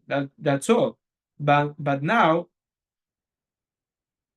they don't want to change everything. Okay, so you have to be patient. And using this patient, how to do this part? Okay, what you have to do here is like, okay, the firewall, you have this IP address. I don't care what is this IP address. I mean, it should be that, like, like a public, but of course it's not a public because we are not the owner of this IP. But we must do the NAT here, the NAT. So we have to change this IP address. And change to what? Change to my real public IP. Okay? So this is what we have to do. Okay? So please, of course, as Saul said, we can use, but we must not be used. Okay? So please take care about it. Okay, now, if we are using, of course, the real private IP address, let me erase everything here. Wait a second. This is very slow, sorry for that. Okay, if we are using exactly the private IP address, okay, this private network, I mean, all these networks of this IP address cannot transmit on the internet. So for that reason, it's like this IP address we call private IP address, because we can put in the server, in the firewall, actually, in the PC, etc. But if you go to the internet, it cannot be transmitted. It cannot be transmitted. Okay? And you cannot route, of course. So this is what we are here in the NAT concept. So the NAT concept is a protocol to translate the IP address within the IP packet to another IP address. Okay? So that is the thing. We are going to do translation from IP address to another IP address. It usually is not, of course, the only situation. Please take care. We usually use the NAT, we mostly use the NAT to allow the private network to access to the public network, or vice versa, right? Because, of course, we can let that the public network access to my private network. Okay, so we can use that using the NAT. Okay, but of course, that is not the only situations. Please, just remember that part. The NAT is not a concept to navigate to the internet or to publish servers. Of course, this is like use cases, but the NAT is a protocol to translate the IP address. That is the most important part here. Okay, so after the NAT, we have like the classification. So we have the SNAT, and the SNAT means source NAT. Okay, so talking about the source NAT, of course, if you understand what is NAT and of course what is the source, we have to understand that we have the source NAT in order to translate source, right? The source. So here we have, like this IP packet, and after the firewall will process the information, we will have this packet. So the difference between these two packets is like what? The source, right? The source IP here is a private IP address, but if you go into the public or to the internet, you have to go to the another source IP address, and it should be public IP address. Okay, wait me some seconds. We have a charger. Wait me a second.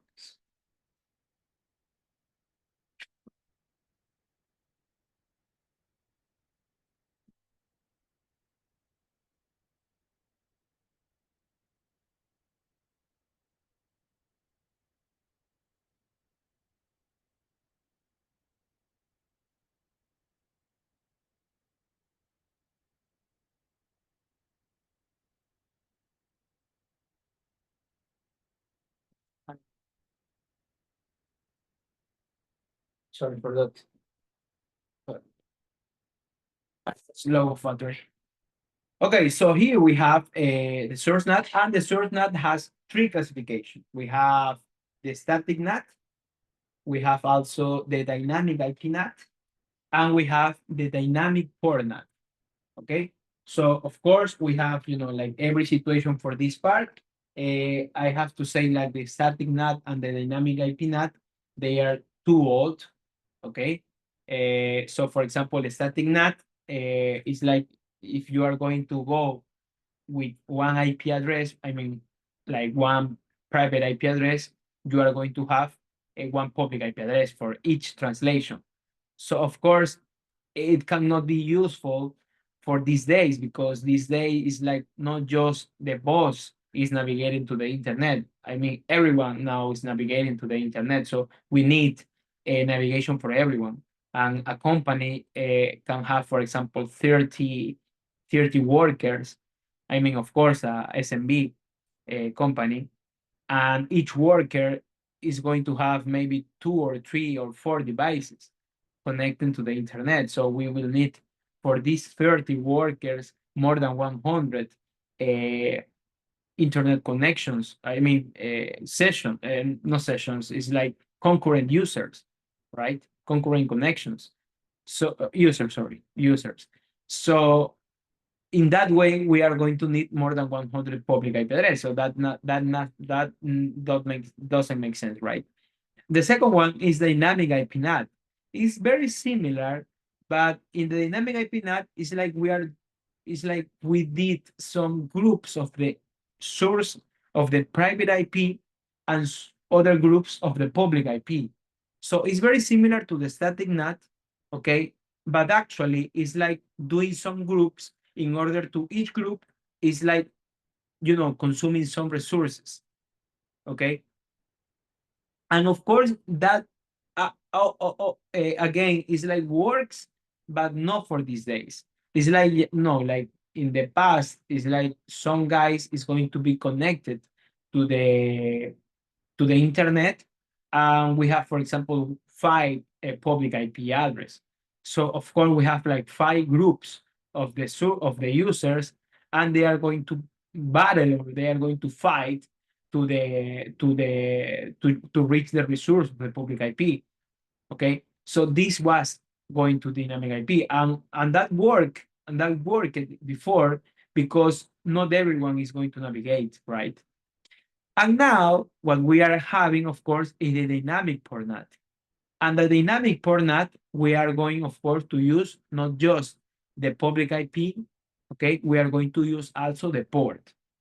The dynamic port NAT, also, we can call here the path, okay? The path or the port address translation.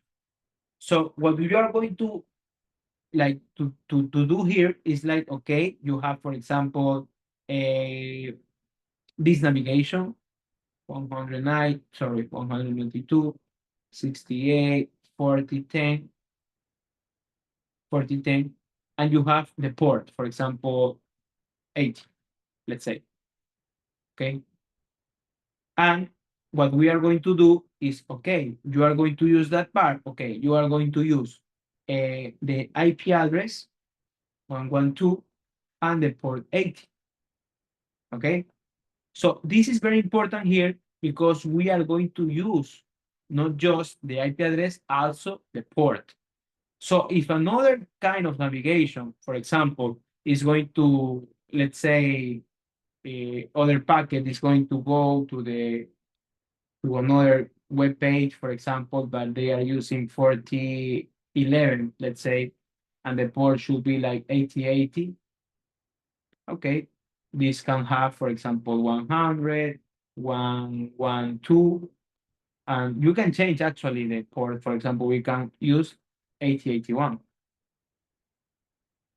Okay, and if you understand that part, okay, if we are in the same page, the question should be like, okay, how many ports do you have? I mean, for each public IP address, how many ports do you have available in order to let me go to the internet or let me go to do this translation? What do you think? How many ports we have?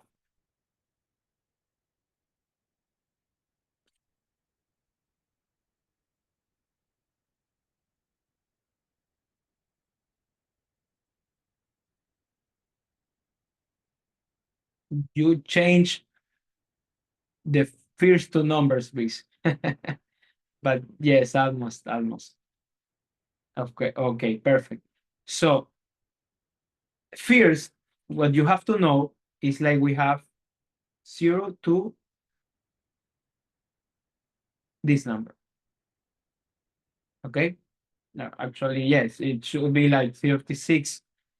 I think that this is correct. Maybe 35. I will guess to this number. But the important part here is like all the ports are already hooked to the 1024. So what we have here is from the 1025 to the 65 something, right? So here is what we have. I will say that we have like 64K of the ports available for each public IP address. Okay? It's 5, right? It's 5. Sorry. It's my fault. It's 5 here. I don't know why I would say 6. Maybe yes, because 6 is like 0, right? Yeah, it should be like 5. Okay, guys. So this is a number, and this is like, like the how many ports do you have? So what you have to think is, okay. For example, you think if you are in your home, or if you are in your company, you have to think how many sessions, because you can have just one laptop, right? And you think that you will have like just one port, but no, you are not using just one port. You are using a lot of things. For example, you are using maybe the Google, or maybe Dropbox, or maybe OneDrive, because this is connecting and this is creating a session, and not just one session. Sometimes they are creating multiple sessions. So what I am asking you is like, think about how many sessions are you creating in order to how many ports are you occupying. And in that situation, you have to think about it, about how many ports really one device, or maybe we can say one, no, one user, one terminal is going to use. For example, in my case, I have my laptop, which is presented this information. I have the iPad, which is what I am writing. I have my cell phone, and each device is like connecting, for some sessions. Are using some session because they are using apps, they are using etc. Okay, so how many ports they are consuming? And if you are an ISP, you have to be very interested on that part, because these are your resources, right? Okay, don't worry about it. Now don't worry. We can see that part in the CNAT. Okay, guys. The same. I am going to skip this part. It's like not more relevant for me. This is of course is the CLI configuration example. Again, for me, for this training, I think this is not very relevant. You can read for yourself. And here is like, okay, you are configuring the SNAT configuration, right? So here you have like, the source address, you have destination address, and you have like the static one, right? And the other one, you have, for example, the dynamic port, and you have the same source address, destination address, but here you can have dynamic port, okay? If you set the egress interface IP, it's like you are going to be translated using the IP from the egress interface. And you always reset dynamic port. It's like you cannot, you cannot choose, a static, dynamic, etc. You have to, it's like most dynamic port.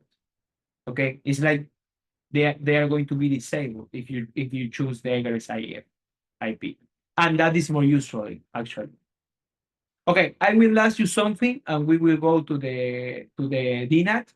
Okay, in what situations, in what kind of situations in these days, I mean in the 2024, you are going to use the source NAT? In what situation?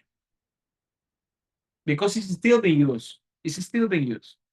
But in what situation?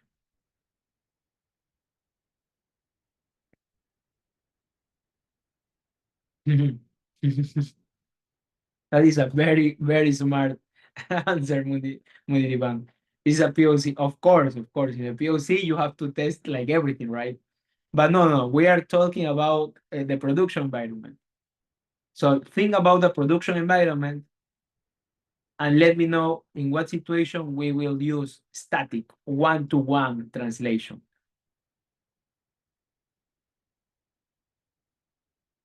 Okay, so that is very important. Yes, and actually I agree with you. Perhaps in a DMC deploy. Actually, yes. I will say not maybe DMC, I will say a server. Because sometimes it's like, you have the firewall, you have the internet connection, but for some reason, I don't know why, but for some reason, they have a server. It's like a server that anybody wants to touch, anybody wants to do nothing. And this server is, it's always have to be using the same public IP address. Okay, it's like it actually is published and actually it's going to receive. Yes, it's like DR server. Yes, actually these kind of situations you are going to use a static one-to-one NAT. Okay, one-to-one NAT. This is one, and the another it could be when you are going to connect to the VPN. Okay, think about it. You have a VPN, you have a site-to-site VPN. I think about it because I'm not going to draw because this actually is a lot of draw here. But think about it. You have site-to-site connection. Okay, we are in the same page. Okay, and in each network you have the same LAN address. So for example, we have 10.10.10.0, and in the other network you have 10.10.10.0. So in this situation, it's very tricky and sometimes happen. Okay, so what you have to do in that situation, you have to use NAT. You have to use NAT in order to translate not just your IP address to another one. Also, you have to translate the IP address that is coming. Okay, so this situation also is valid use static one-to-one. Okay, we can show you after after a training of if you have this kind of situation. Of course, Houston has already the solution. We call encapsulation NAT to the VPN, something like that. But it's actually an encapsulation of the IP address. Okay, and the last question, and we will go no NAT. In which situation you will use no not?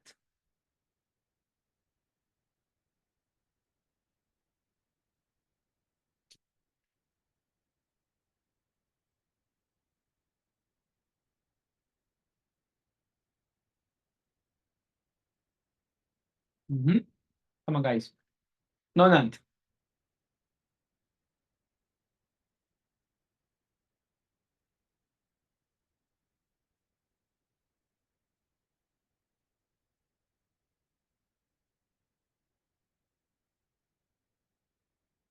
Anybody?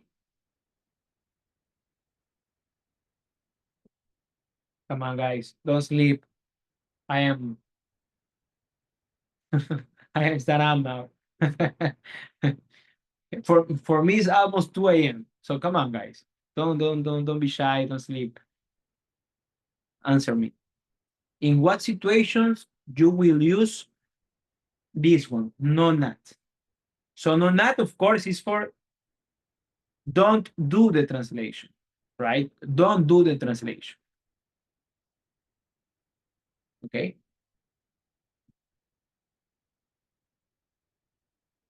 Yes, but in the local communication, of course, we don't have to do the not. Also, actually, the not, if you can, okay, Saud and Luis, you say local and intranet. No, actually, if you see the configuration, let's see this configuration. Okay, you have to see the filtering, the requirements, right? And you have to see like the egress interface should be, like if traffic is going to this interface, it's because it's going to the internet, right? To the other networks. So if you are not going to this requirement, you are not going to do that. So of course, for local communication, you don't have to do that. But we put here because in some cases, when you are going to the outside, I mean, if you are going to the internet, sometimes you don't have to do that. You have to do actually no not. In what situation it could be?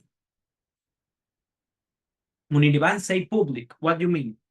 What do you mean with public? Develop the idea. Come on, guys.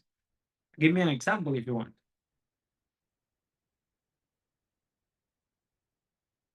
I know you have to write. I know it's like very, very lazy thing. I actually, I am the same with you. It's like, okay, I have to write again. But it's cool because if you have an idea, you can share.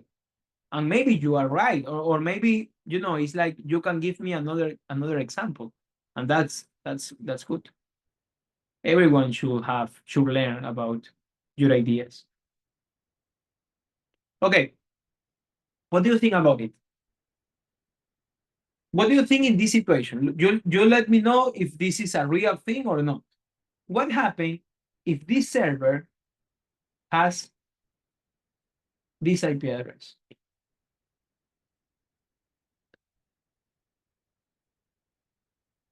It can happen or not? Not just it can happen. I mean, you saw that in some internal networks, in some customers, that, for example, some internal servers already has public IP address. You saw that?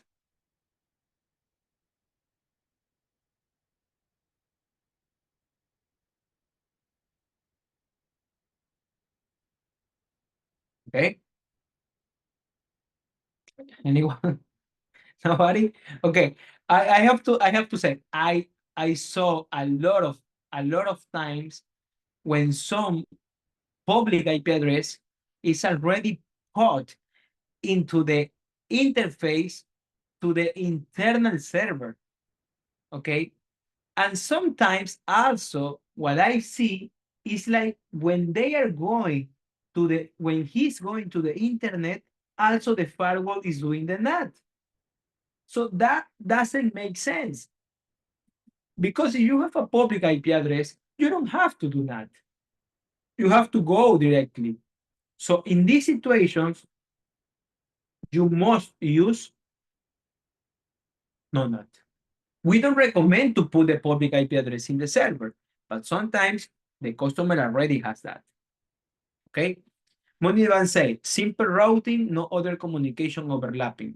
It's not actually this, the VPN access. VPN access for the non-NAT. No, actually you have to do NAT in the VPN access. Sometimes you exactly sometimes yeah, actually yes, it's very yeah, because sometimes you have to do NAT and sometimes you shouldn't do NAT. Yes, actually this is a very good example. Thank you.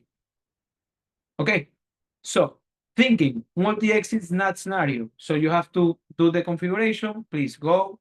Of course, you have to think about which which you have to put here, here, here, here, here, and the mode, please, always dynamic port.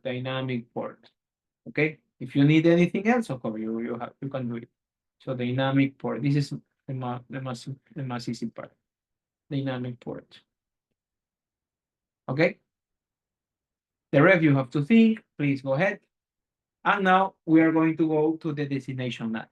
So for the destination NAT, it's almost the same, but what we are going to do is changing the destination. And what kind of situation we have to use this part? Okay, now we are here.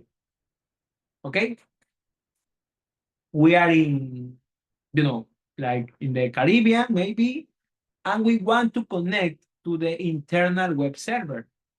Why? Maybe because we are a teleworker and we want to work.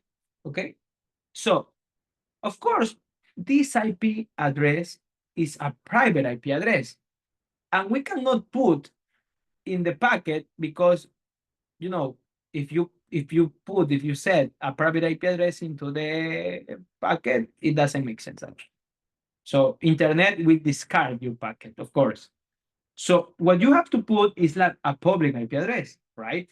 Public IP address. You have to go to the public IP address.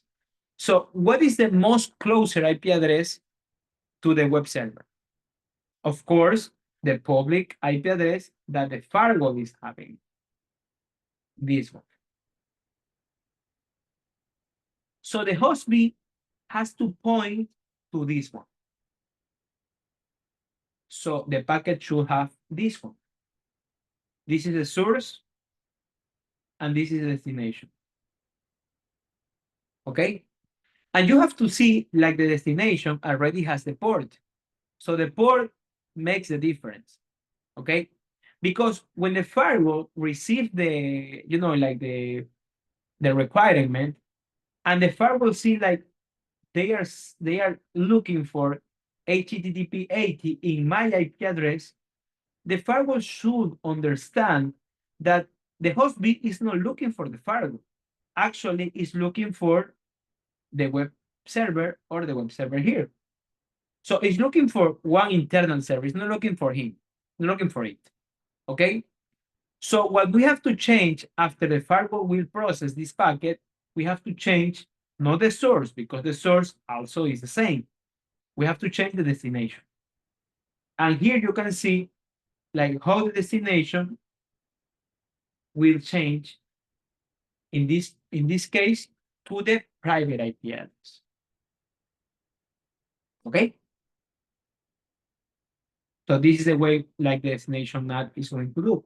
Also, if we see this example, is like what we can understand is like the destination NAT is more to publish servers to the external or to the internet. Okay, so this is the thing that we can do. The DNAT actually has two types of the DNAT.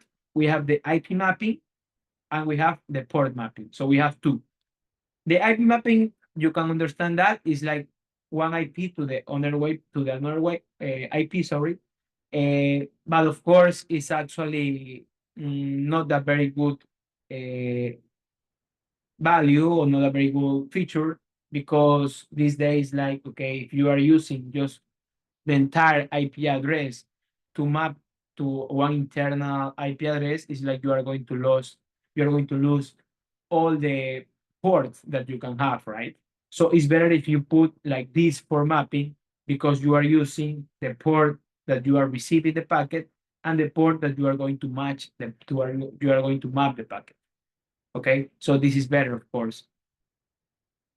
And also we have the DNAT advanced settings.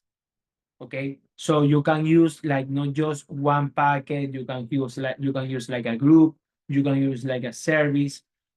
Also you can change like these ports, etc. So you can use more than this. Okay, more than just the port mapping. Okay, and also you have the choice to do NONAT. And why you can do NONAT? Because maybe you are already a published server, right? Okay, this is the way to configure via CLI. I will skip this part. This is the examples. And this is almost like, the configuration. This is very important part here. This is very important part here because, of course, if you saw the example like this one, okay, it's like, okay, this PC is in the internet and you have to go to the web server, okay? But you have to point first to the firewall, to the public IP address of the firewall. But the firewall is a firewall, and the firewall shouldn't be touched for everybody, right? It's like, okay, it's like, okay, I am the firewall, I am published, but you cannot, like knock asking to the service or something like that. It's like we have to hide and we have to protect. Actually, not just protect the internal server or the internal network, also protect to the firewall itself, right? So this is very important part here because we have to do a policy. And you can see here, we have a security policy that you have to also configure, okay? And here, for example, we have the configuration of the firewall, of the policy.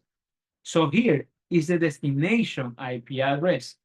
So the destination IP address can be two options. The public IP address that they are going, like they are going, or the private IP address what they want to go. So what you should configure? Here you can see always the public IP. So this is the DNAT related policy. You always should configure the public IP address. So for example, in this part, I will set just the rule, the DNAT rule you have to do by yourself. So from here, any to, we can say that, for example, if this area, we can see, for example, DMC, maybe DMC objects, right? Okay, so we can see like DMC objects. Okay, from some, maybe on trust, because it's from the internet. To some, we should say like this is the DMC zone, right? Okay. Sorry, I made actually the mistake that that like I want to give you, like not doing that mistake. What should be in the rule 2? The public IP address, right? The public, not the internal, not the internal, the public IP address. So what is the public IP address?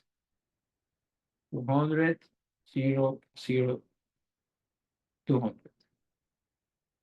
Okay, from some, now it's going on trust to the some DMC. Service, it can be HTTP, for example, to not publish everything, right? And that is how the policy should be configured. Okay? And well, of course, we have the NAT rules. So we have two types of NAT, the source and the destination NAT. Of course, we have like the IDs. Okay, but please remember, this is not by IDs. The order of the NAT, the sequence of the NAT, never it should be like by IDs. Also with the policies, never. IDs doesn't not determine the matching sequence of the rules. What it should be determine the matching sequence? The order. So from the top to the bottom. Okay. So you always have to check which is the, like more specifically nothing. And of course, using that, you can understand which one should be like, in the top. Okay. Katur, you have any question? Because you raised your hand. If you have your question, please write in the Q&A box. Okay, guys. And also we have the NAT hit count because, it's like the policy actually. So we can know if, if some SNAT or DNAT is not actually doing some hit counts, maybe, these policies, I mean, the NAT or the SNAT or the DNAT also can be called SNAT policy or DNAT policy. If you don't want to call it this way, you can use like NAT or DNAT. And of course, the SNAT or DNAT can also doesn't make sense. And of course, the hit counts like show you that part. And we can move also the NAT groups. Also, we can do the hit analysis and the redundancy check. So very similar to the policy, right? Okay, Katur has a question here. So about the song on the NIDAT, from on trust to on trust. No, it's like no on trust to on trust. We say like, for example, of course, if you are publishing something, the source song should be the internet, right? So if you are from the internet, maybe you have the on trust song, right? On trust. And to the song should be the song when you are going to. Okay, when you are, okay, I got it, your point. Because, okay, I got it. Because it's the song when it belongs here, right? It belongs here. So it should be on trust or, yeah, I got it, your point. Okay, what we are going to set here is like, for example, here you have the destination song and we set, for example, the trust. Okay, so always, if you are going to go to the internal network, just set the song. For example, in this case, we set, like, for example, this web server is actually in the DMC. So which song you have to set? The song DMC. Okay, or trust, actually, or trust.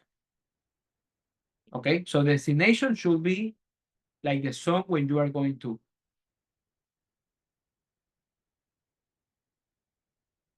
Okay, any question? Perfect. And the service of courses. Okay, that's all. That's all we have in the NAT optimization.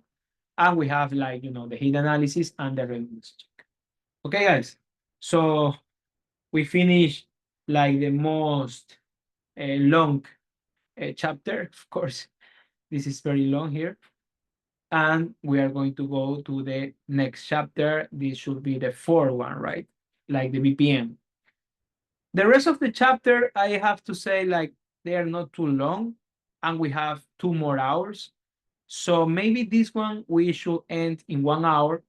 And the other one, I mean, the 5, maybe 30 minutes, and the 6 should be another 30 minutes. Of course, depend of you, because if you are not going to do any question, I can go faster. But of course, what I want is, have more questions from you. So what we'll do now is like rest 8 minutes. Okay, what do you think? So of course we can rest 8 minutes. So let me, okay, 10 minutes, 10 minutes.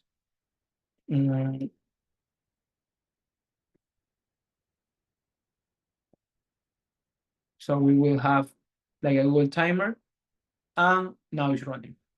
Okay, guys, so take a break here. I know that it's a lot of information from me. So yes, we have 10 minutes.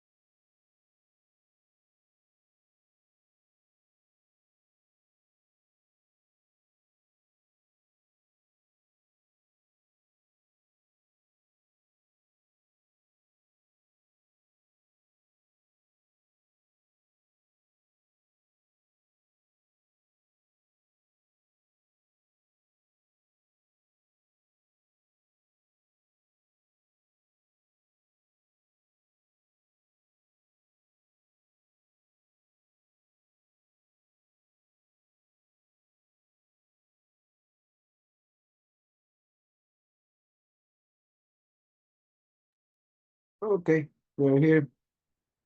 Sorry for taking 2 more minutes. Eh, I have some dogs, so I will check on them and trying to if they need some, so like doing peace or the second one. So for that reason, I take more time. Hmm. Can you share a PDF? Yes, of course, we can share a PDF. Actually, let me share with you the introduction.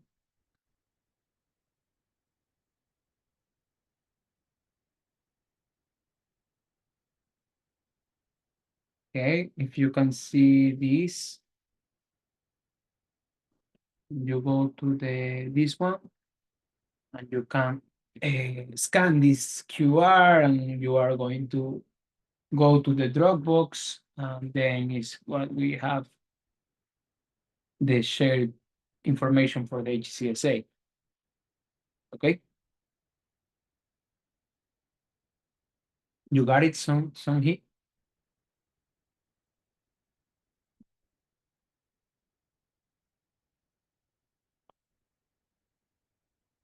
Just let me know.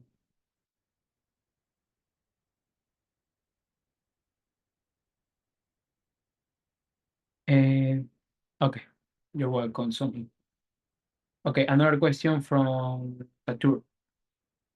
So CM, I don't know what it means, but NAT policy do not care which zone but egress interface.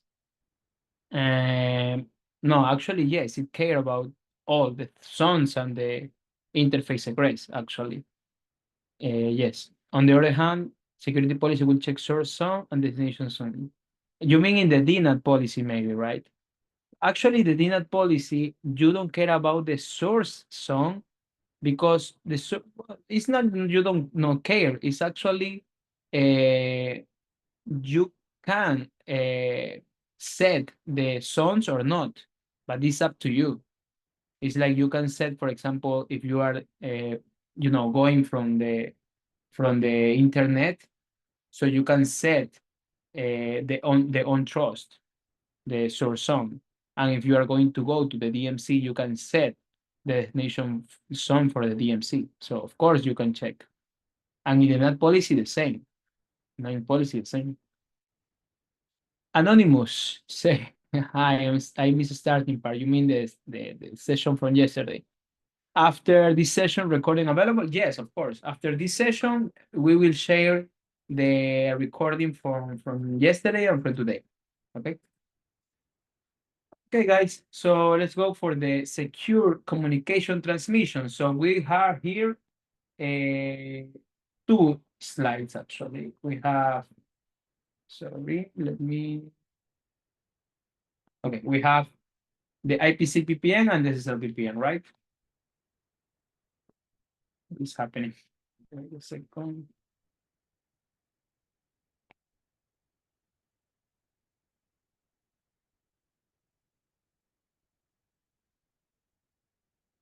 Okay. Okay, so of course we are going to have, I'm sorry for that. Okay, we are going to have the IPsec VPN and the SSL VPN, right? And then we have, the IPsec VPN. The IPsec VPN, or I mean the concept, what we have to see is like, the VPN, it means like the virtual private network, and also the VPN enabled establishment of the dedicated virtual communication network over the public network. And also it is suitable for large-scale enterprise to provide network resources, access to branch office. Without VPN, if you want to connect, the dedicated connection from, let's say, Colombia to Brazil, of course you have to, to have this communication of this data to the another data. How you are going to do that? Maybe cable, maybe satellite connection, maybe you know, some wireless connection, but of course it's very complicated, right? So the VPN actually exists for this kind of situation because sometimes, for example, companies from US and from China is working and they have to connect and they have to share critical information and sorry, and they have to go to the internal network for each one. So that's why the VPN borns, okay? Okay, we are going to use the internet in order to communicate these two things, these two sites, but also this should act like a virtual, like a private network, okay? And it's virtual because it's not dedicated, it's also visual, it's like software based, okay, and not hardware based. And of course, using the VPN, we can saving the cost, saving a lot of money, actually, saving a lot of money, compatibility and scalability, because of course, if you want not just doing business with China, also you want to do business with, you know, let's say Germany, let's say Spain, let's say Brazil, let's say Ecuador, let's say Argentina, let's say every country that you want, okay, you can do it. And you can do very faster the escalation. And of course, what the VPN is going to give you is like encryption, integrity checks, etc. Okay.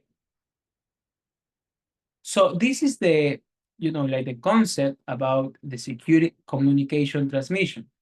So what we are going to do is like, you know, trying to send information using the internet, but in the internet, you know, a lot of guys that exist in the internet is like they can take your communication and maybe they can change, they can steal, they can leakage, they can, you know, do a lot of things. So for that reason, the VPN is not just, you know, like, okay, we are using the VPN and that's all. No, no, no. You have to use the VPN, but also you have to do a VPN. You have to use, sorry, a VPN with security. For that reason, we call secure communication transmission. It's not just, I'm doing the VPN and that's all. No.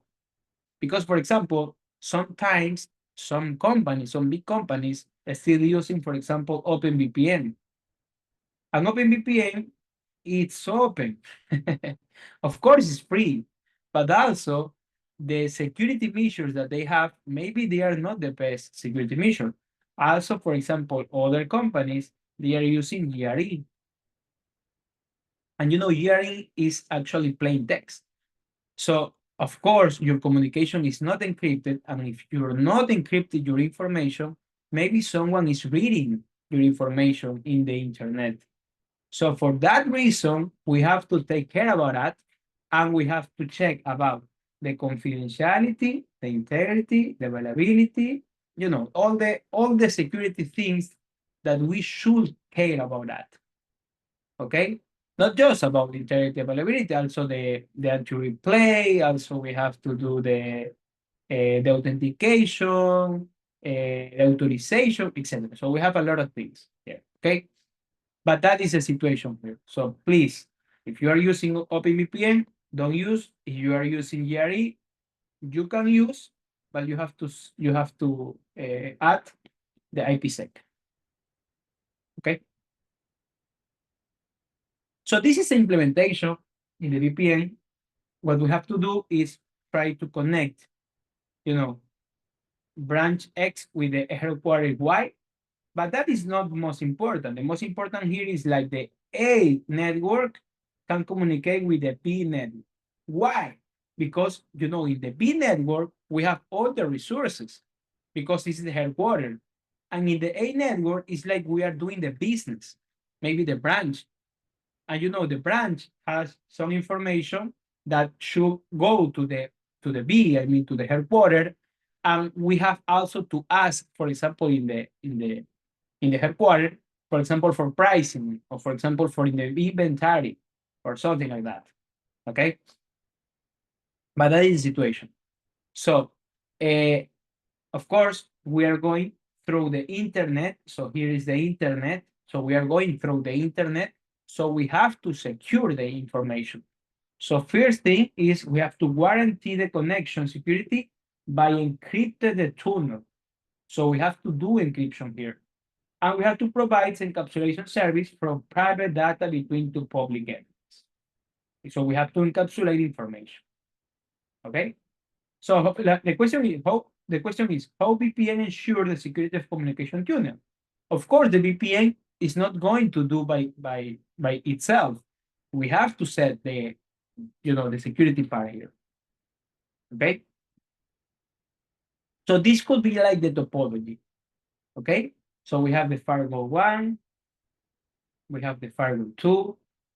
This kind of a topology, I mean the VPN, we call site to site, right? Because it's site to site. It's like, all the site here will communicate with all the time, communicate with all the site here. Okay. Maybe we can do like, some policies in order to not let to everyone is going to connect to everyone, but it's like the principle. The principle is like all the networks should go to all the network. Okay. So talking about the IP modes. Okay, we have 3 IP modes. We have the main mode, we have the aggressive mode, and we have the quick mode. Of course, the quick mode can repeat depend of if you are using main mode or aggressive mode, but actually it's the same. We have the quick mode. So 1, 2, and 3. Okay. As you can see here, the main mode is just using, well, it's using 6 messages, but the aggressive mode is you're using 3 messages. And the quick mode is like, is like all the same. The main mode and the aggressive mode is going to be in the phase 1, and the quick mode is going to be in the phase 2. So we have 2 phases, and in the 2 phases we have the 3 modes. In the phase 1 we have 2 modes, the main and the aggressive, and in the phase 2 we have just the quick mode. Okay. In the phase 1, we have to check, or we have to use if we are going to use the main or the aggressive mode. Okay, so what I should choose, or the main or the aggressive. Okay, in what case I will use the main, in what case I will use the aggressive. Okay, we are going to show you this situation, but of course, first we have to be the difference. We have to see the difference. The difference between main mode and aggressive mode is like, actually the most important difference is like how they share their information. In the main mode, that involves 3 bilateral exchanges. That is very important because it's 3 bilateral exchanges. That means like like for example, in this case,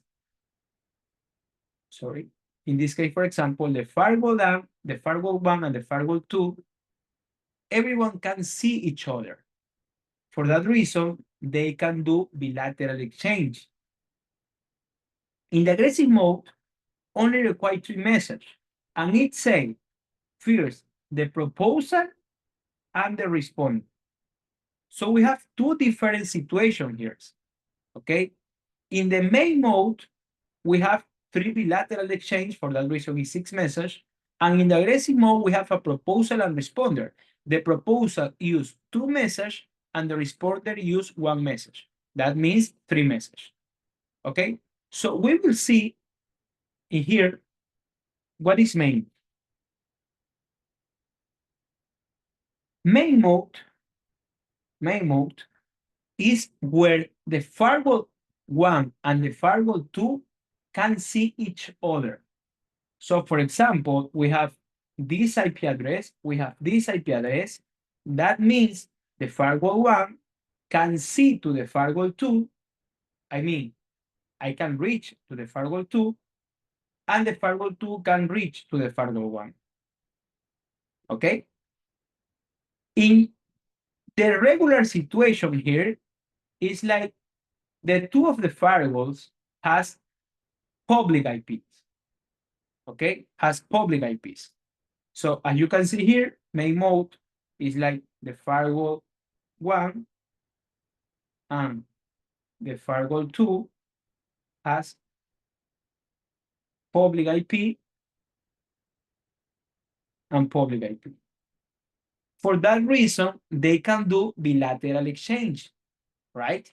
For that reason, in that situation, okay? Let's see this part. Let's see this graphic. And now I will show you what is a regular situation, because this situation, it's okay, but this is not very useful. It's not very usual, this situation. It's a very particular situation. For example, when maybe you are a big company and you want to share some information with another big company, maybe two headquarters, okay? Because in the headquarters, actually, you should have public IP address, of course. But the normal situation is when you are doing the VPNs inside of your network. So you have branches and you have headquarters. And in the branches, you have IP, private IP address. And of course, in the headquarters, you have IP public, right?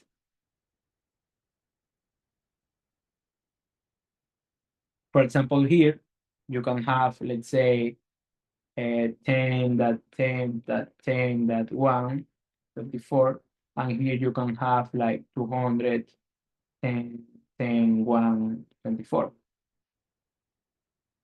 Okay, of course it's different, right? And I will ask you, of course the situation is different than the other one, okay? And this situation is when you can see here, you have the main mode, sorry, and here you have the aggressive mode. So for the main mode, you have like bilateral connection, and that's fine because firewall 1 can see the firewall 2 and firewall 2 can see the firewall 1. But here you have initiate, you have actually, you know, in the message, in the exchange, we have the initiator and we have the responder. So please, you can answer that. Who should be the initiator and who should be the responder here?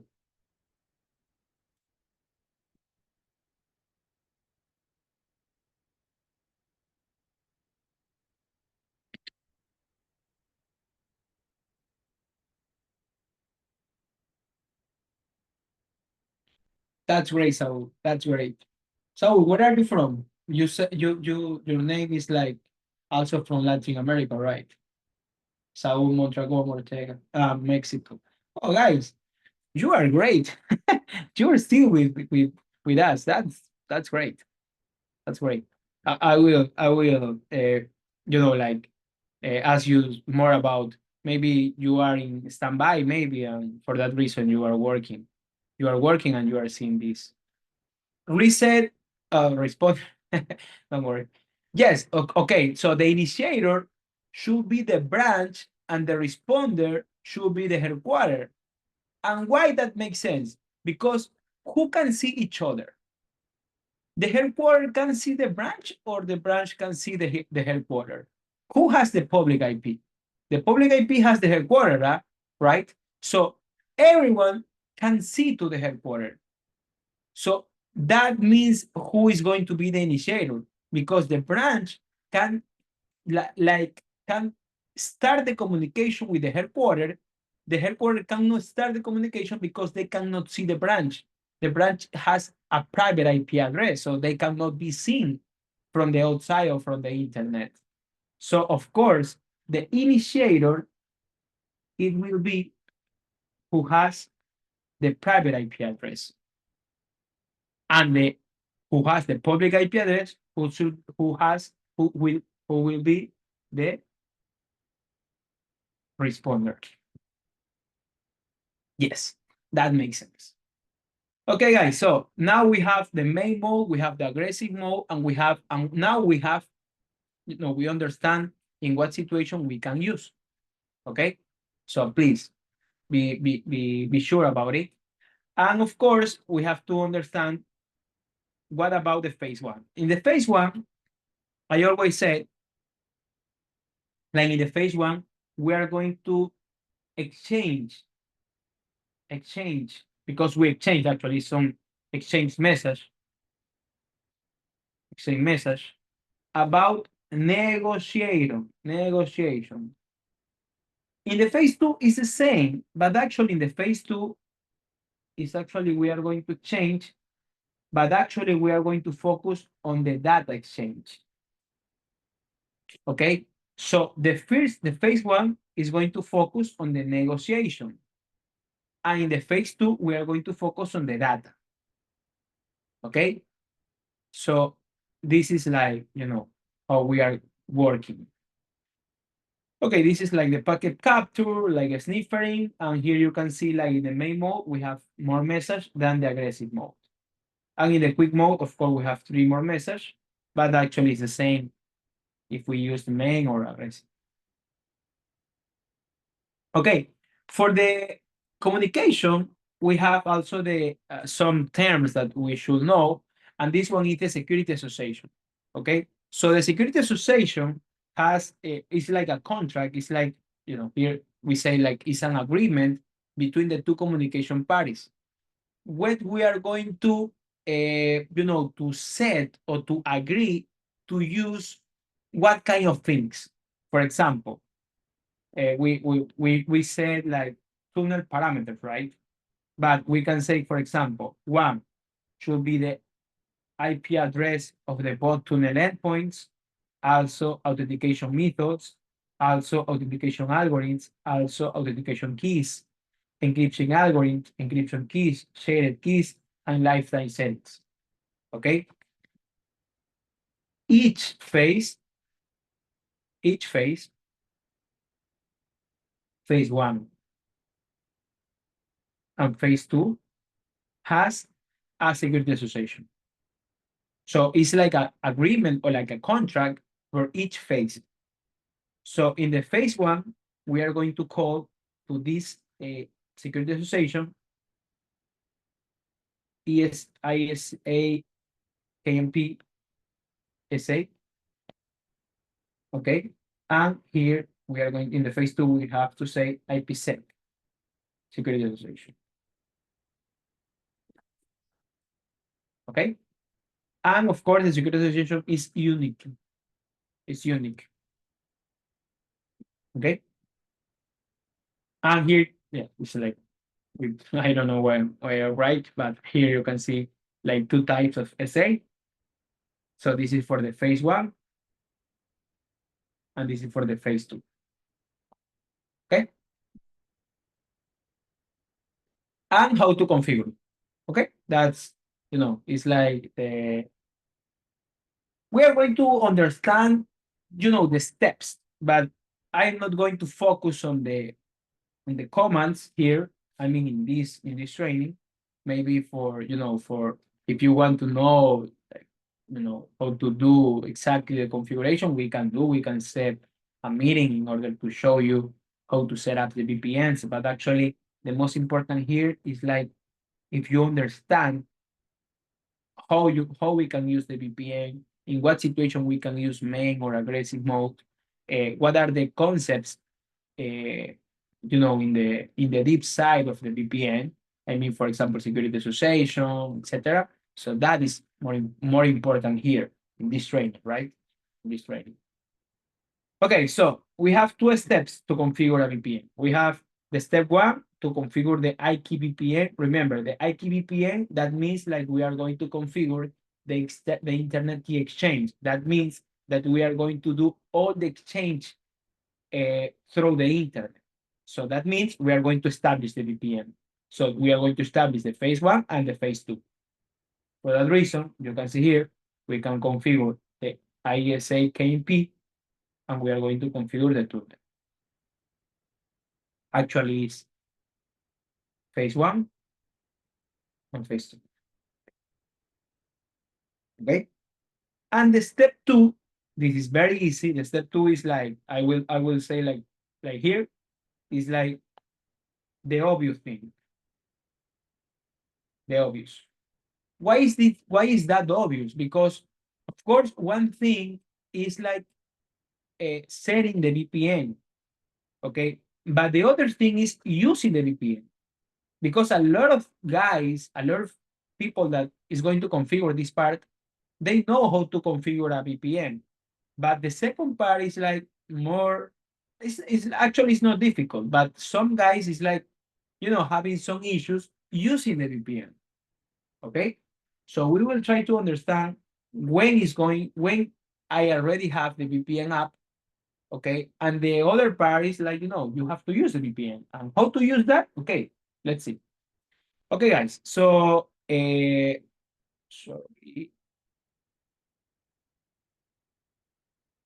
Okay, we don't have a topology. Actually, this should be the topology. This one. Okay, but it's actually the same. So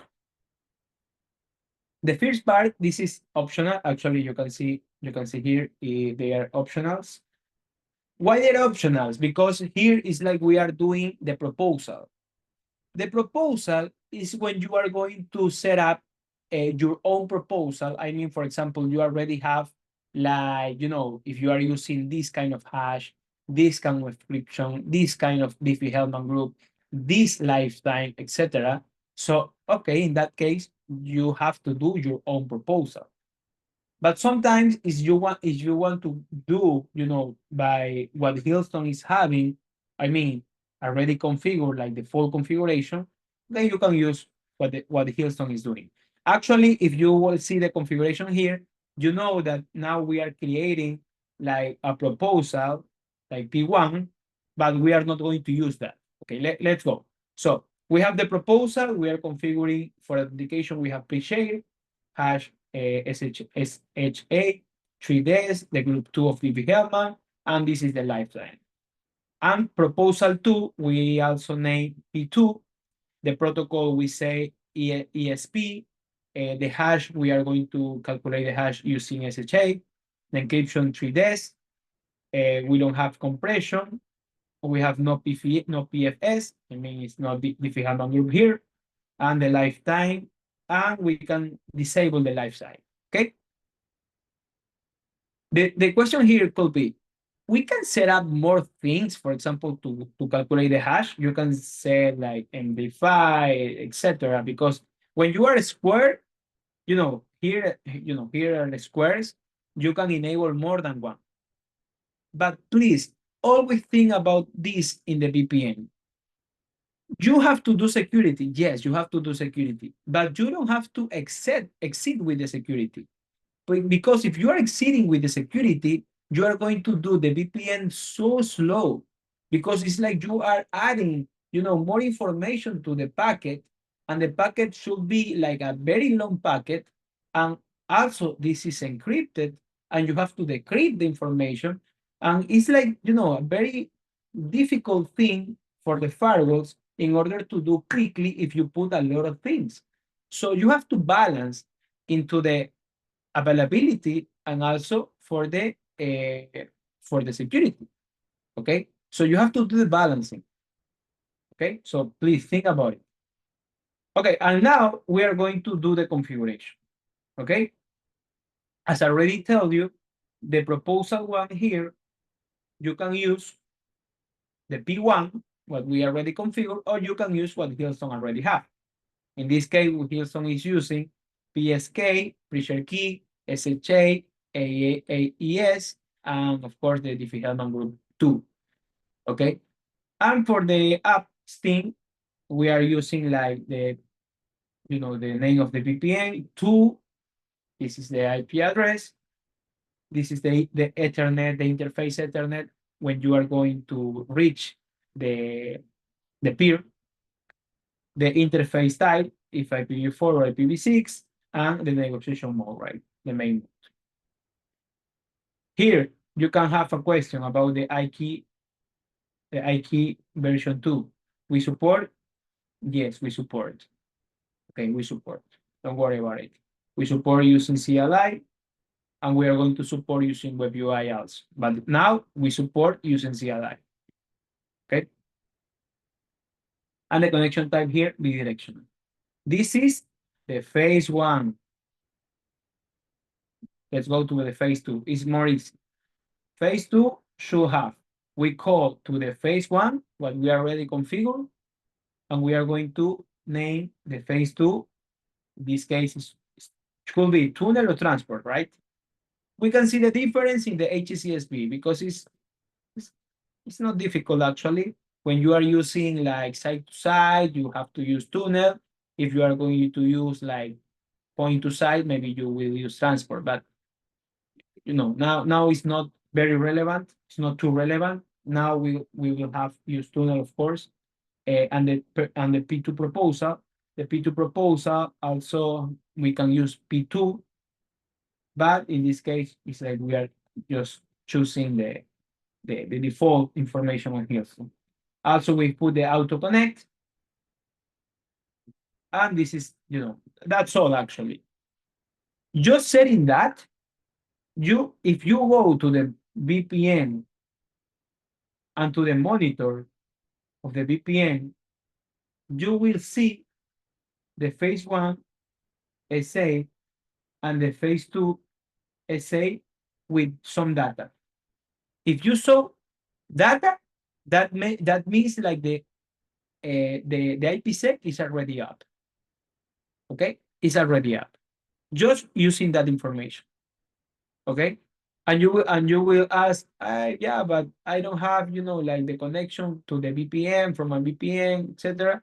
Okay, that means like, okay, you already have the VPN, but you are not using that.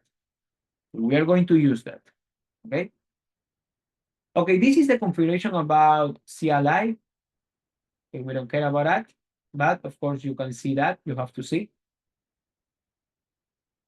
And the second thing is the VPN configuration example. So we have to create the tunnel, we have to configure the route, and we have to configure the policy. Okay, so this is what we have to do in order to use the VPN. The first thing is that we are going to create the address book. This is not too relevant, but we can use that. Okay, for example, we have the branch user and we have the IDC server. So of course, the branch user is like the network of the branch, and this is my network, should be like. And then we are going to create a logical interface. This logical interface we call tunnel interface. Okay. Also, we are going to use the layer 3, and we are going to use the song about the VPN hub. And if you do that, you are going to see here in the tunnel binding, and you can call to the IPsec VPN. This is the phase 2. The phase 2. So the IPsec VPN, right? It could be tunnel or transport, but you are going to call to the phase 2, not the phase 1. Okay? And that is what, for example, you can have, this is a firewall, right? This is the firewall. And this is like the tunnel interface. You know, the tunnel interface is another interface, but it's logical. It's like some interface that you cannot see, you cannot touch, but it's a logical interface, actually. Okay? So what we're doing here is like passing through this tunnel. Let me draw more bigger. Okay, this is the tunnel interface.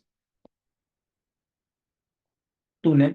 And we are going to go the IPsec tunnel. This is different. This is the tunnel interface, and this is the tunnel IPsec. The tunnel IPsec.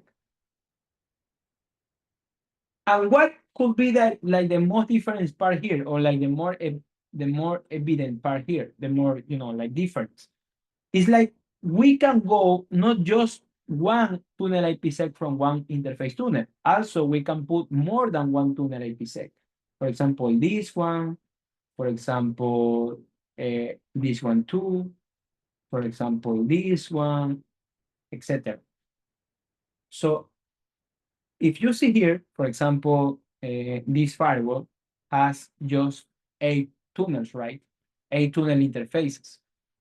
And you can ask me, hey, Adib, but the data sheet say like we support, let's say 2000 IPsec VPN, okay?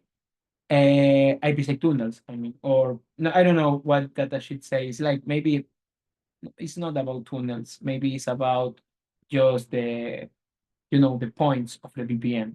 But let's say the IPsec VPN support 2000, okay? But what about this one? Because this one is just 8, okay? That means like from the tunnel interface, we can go we can support more than one IPsec tunnel. It's not the same. One is tunnel interface and another one is the tunnel IPsec. Okay, so here you can see we can add more, more than one tunnel IPsec, and of course we can pass through the same tunnel. The second one, after the tunnel, is like we are going to create the destination route.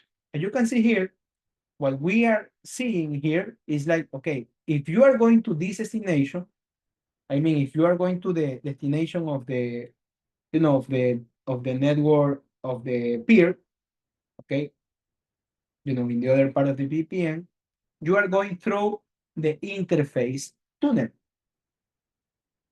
So that means like, okay, now we are using the VPN. It's not just that, like we set up the VPN. Now we are using the VPN. And the last part here is like the policy. Okay, the policy means like, okay, if we are going from the VPN hub to the IDC server, permit. And please, always, if you set a policy from the VPN, put in the top. Put in the top. Okay?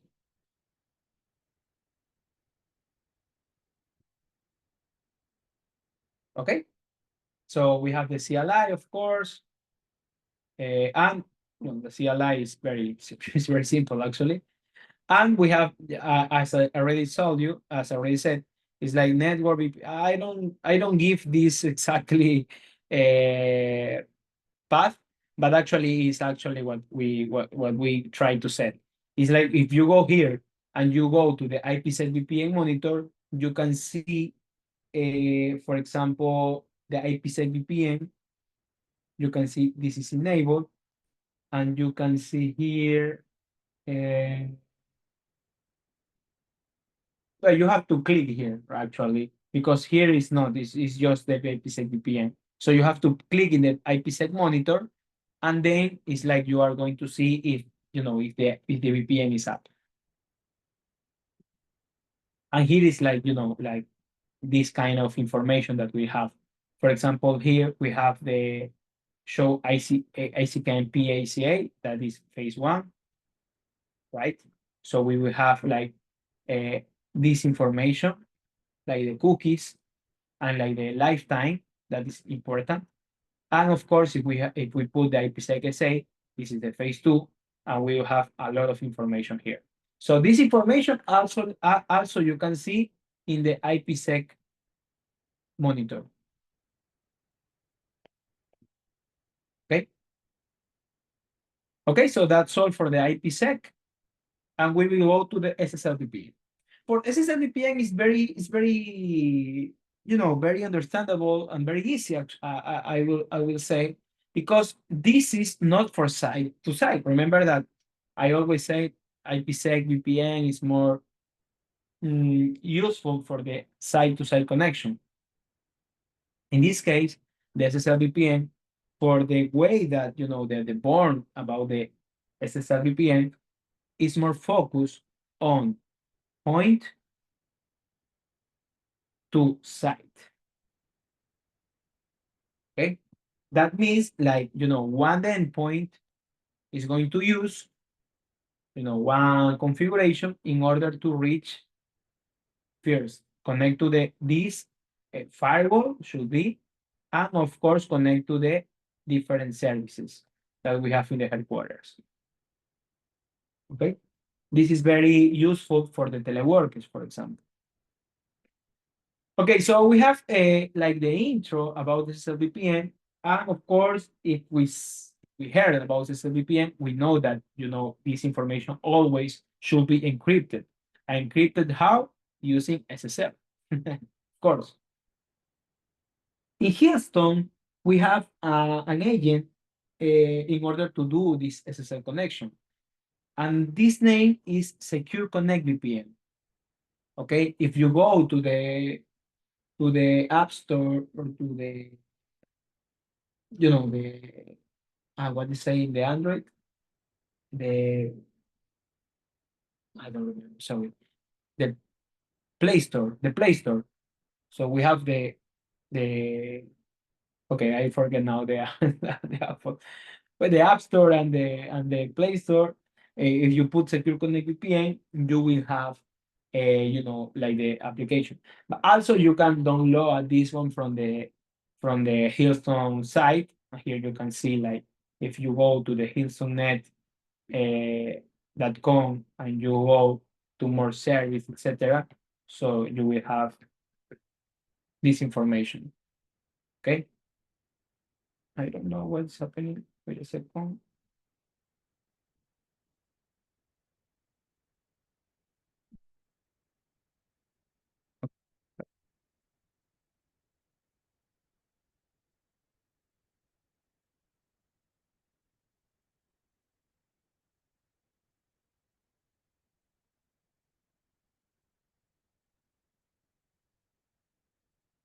Okay, maybe.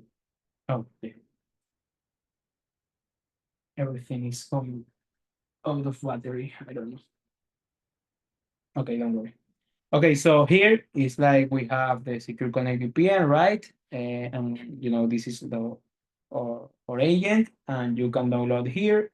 This is the web page. You can see here, hilsonnet.com, etc. And you will see here, okay, like all the information that we have.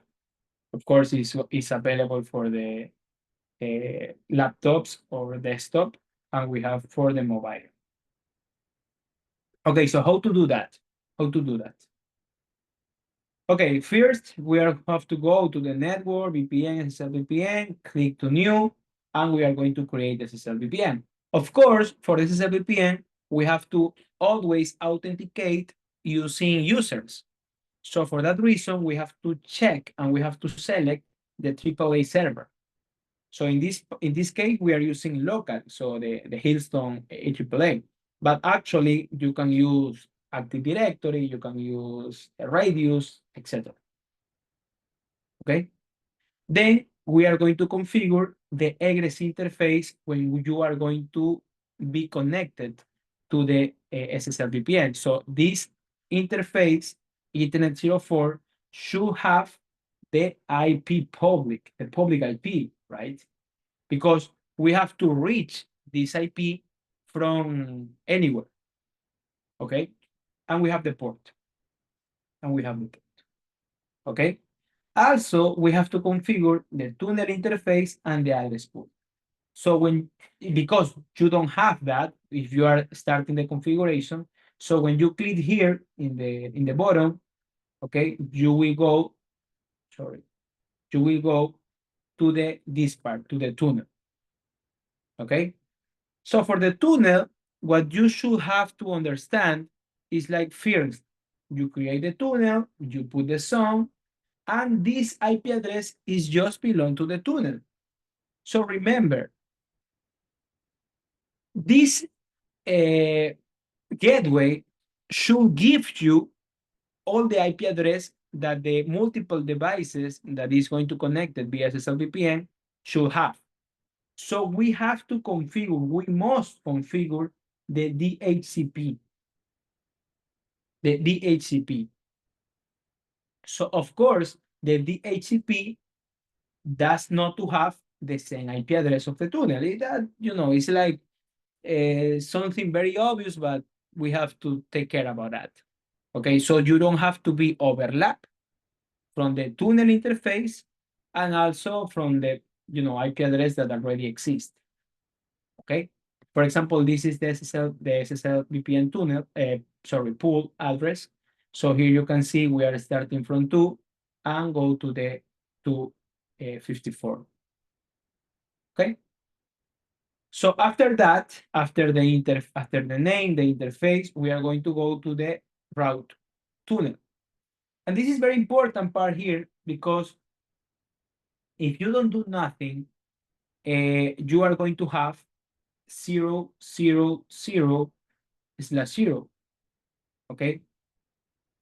What that makes? Okay. Think when some devices is going to connect it to this gateway, the gateway is going to apply you or is going to install you a route.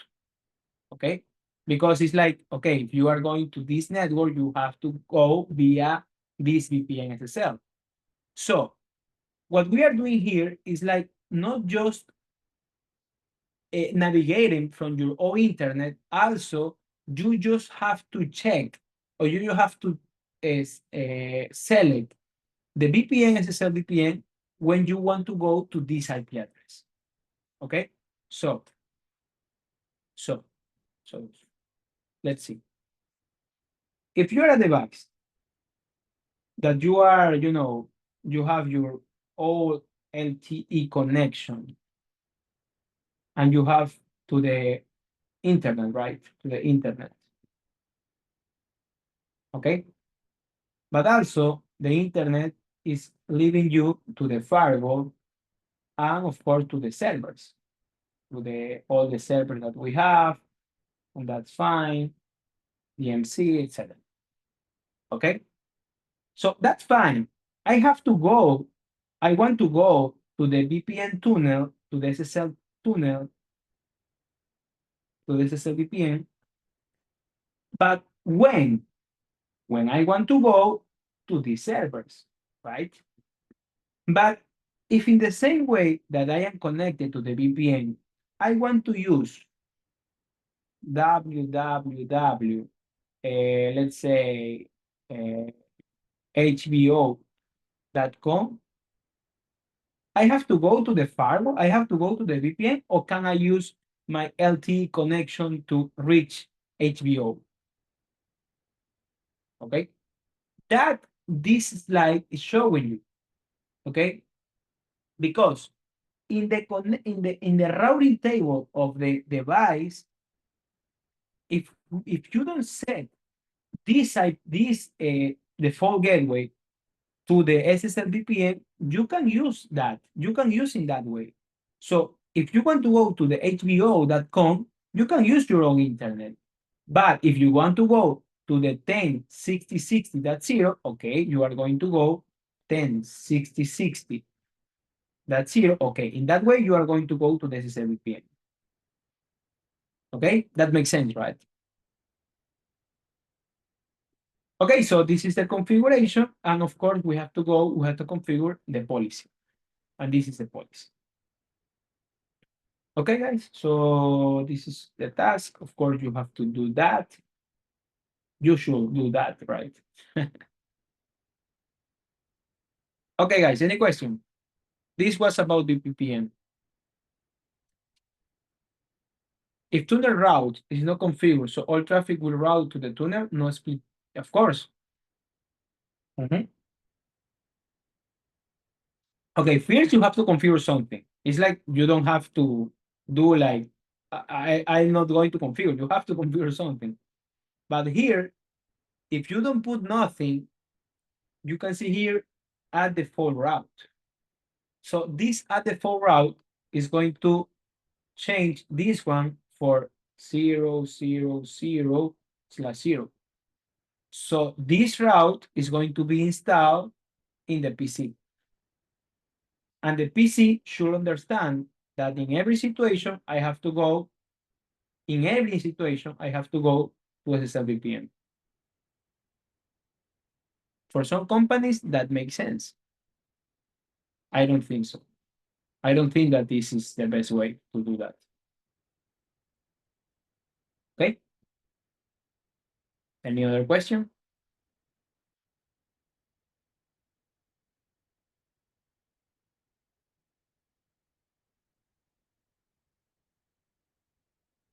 Okay, guys, we are going to go to the HA, to the high availability. It's very, now it's like we are going to move faster because these kind of concepts are, more easy to understand. Actually, they have first less slides in the chapter. So yes, it's like we are almost finishing. We are just missing 2 more chapters, and they are actually easy, easy. So we have the high availability. Of course, this is the agenda, and of course we have to understand when we should do the high availability. Of course, we understand that, right? It's like if we have this kind of topology, we have the single point of failure. So if this part fail, this part fail, everything is going to fail. Okay, so we are going to lose all the connection just for, like anything that also is not belong to us. Maybe this connection is, is something damaged because this side, okay?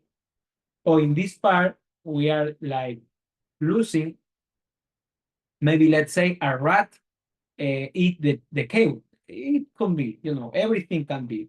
Or maybe someone that is cleaning the data center, maybe disconnect something. So just for that reason, we are going to lose all the connection. And that doesn't make sense for some companies, right? So Hillstone, if you think about the high availability of Hillstone, we can do high availability for a lot of things, not just for the, for the deployment, also for the boards, also for the hardware, I mean the system power, the fan redundancy, also for the module, the boards of the card that we have, and also for the software. So we have a lot of redundancy, especially when you are talking about the carrier grade. So here is like we are talking about the X series. The X series.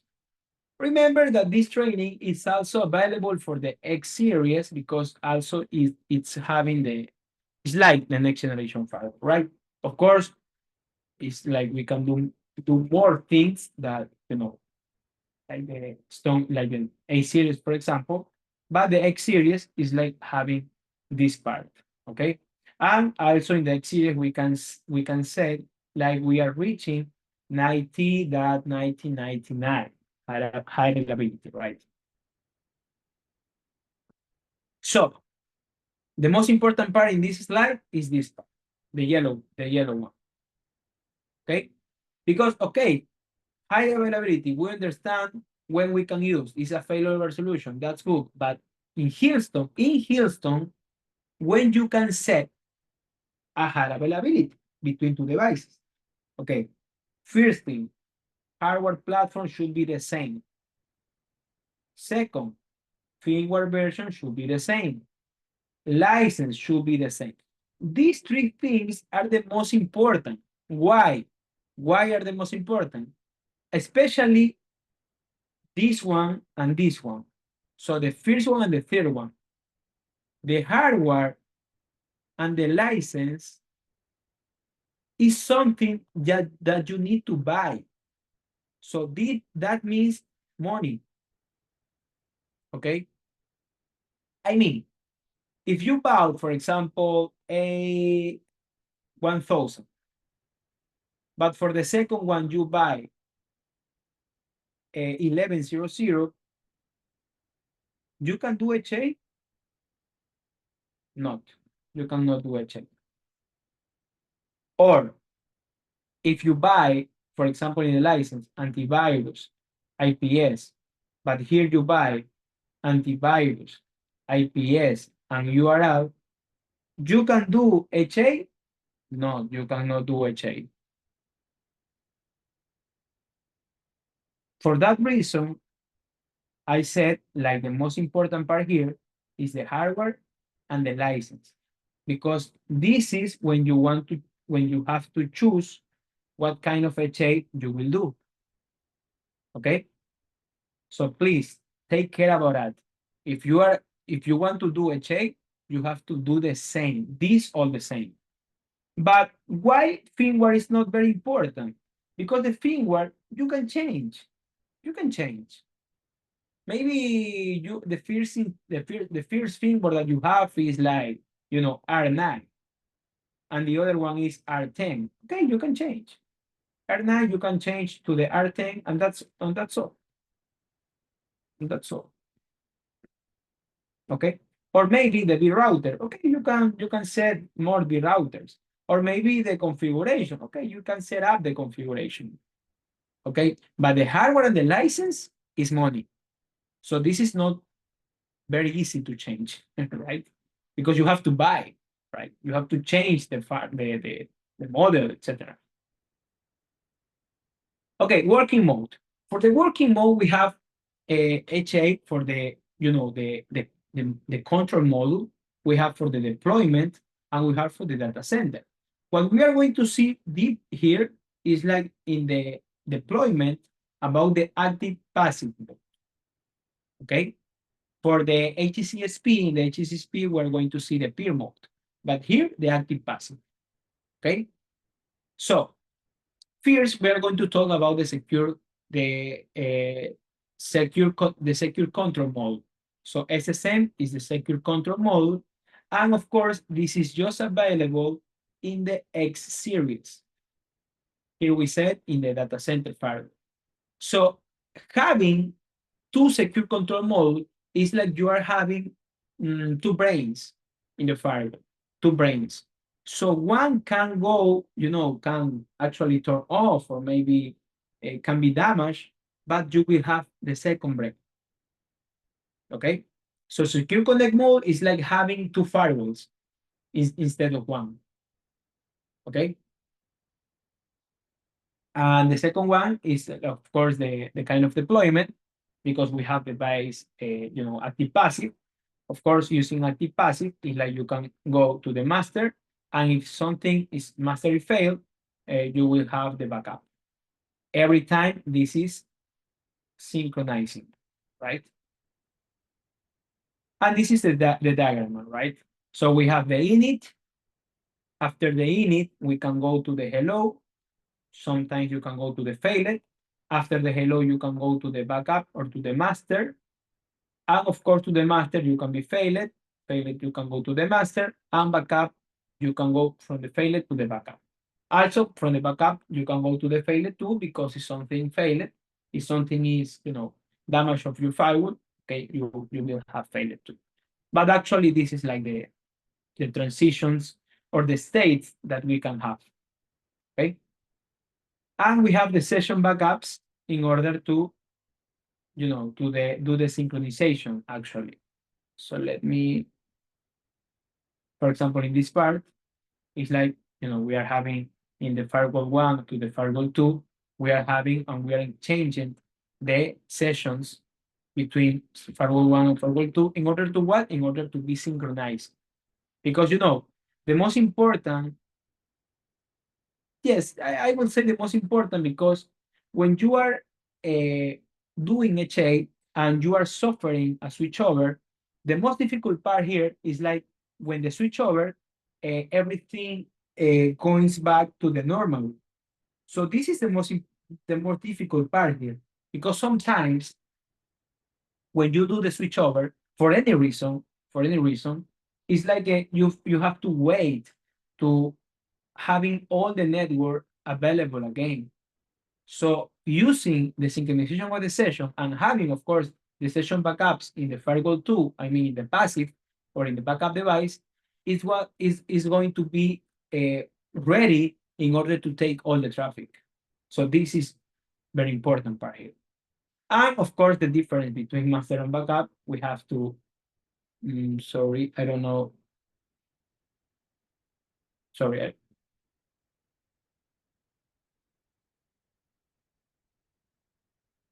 okay, wait a second. Let me see if something is damaged here.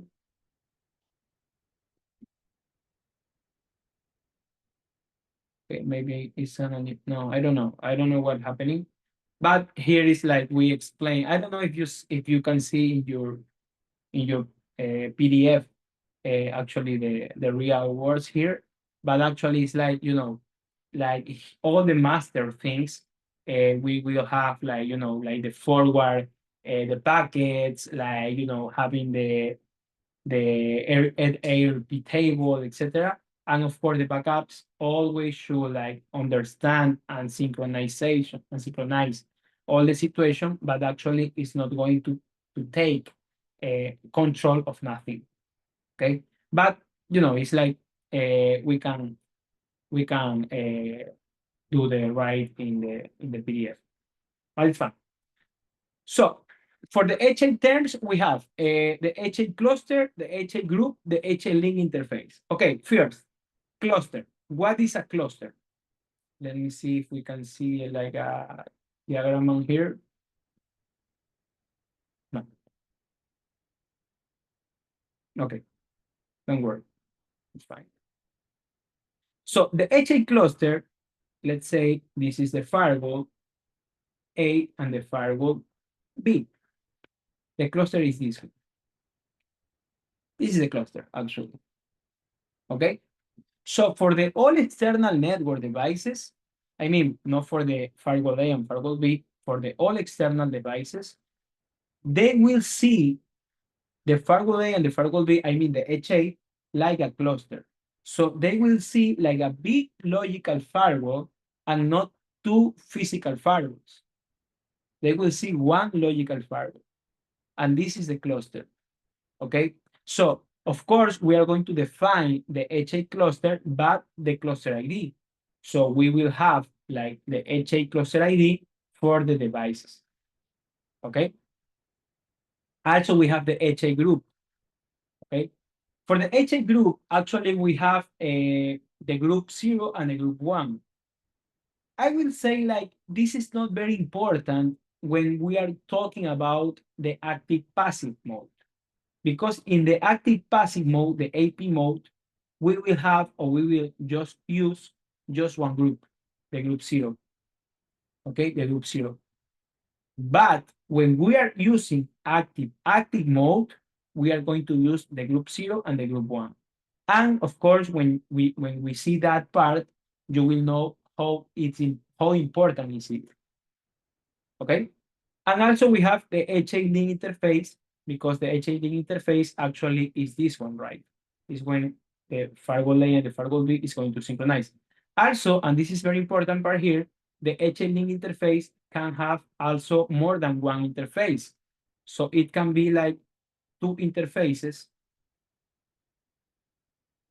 This is very important part here, because if you set two interfaces, we are going to set automatically, you don't have to do that. Use one interface, for example, for do all the synchronization, and the other interface to do the control, of the HA.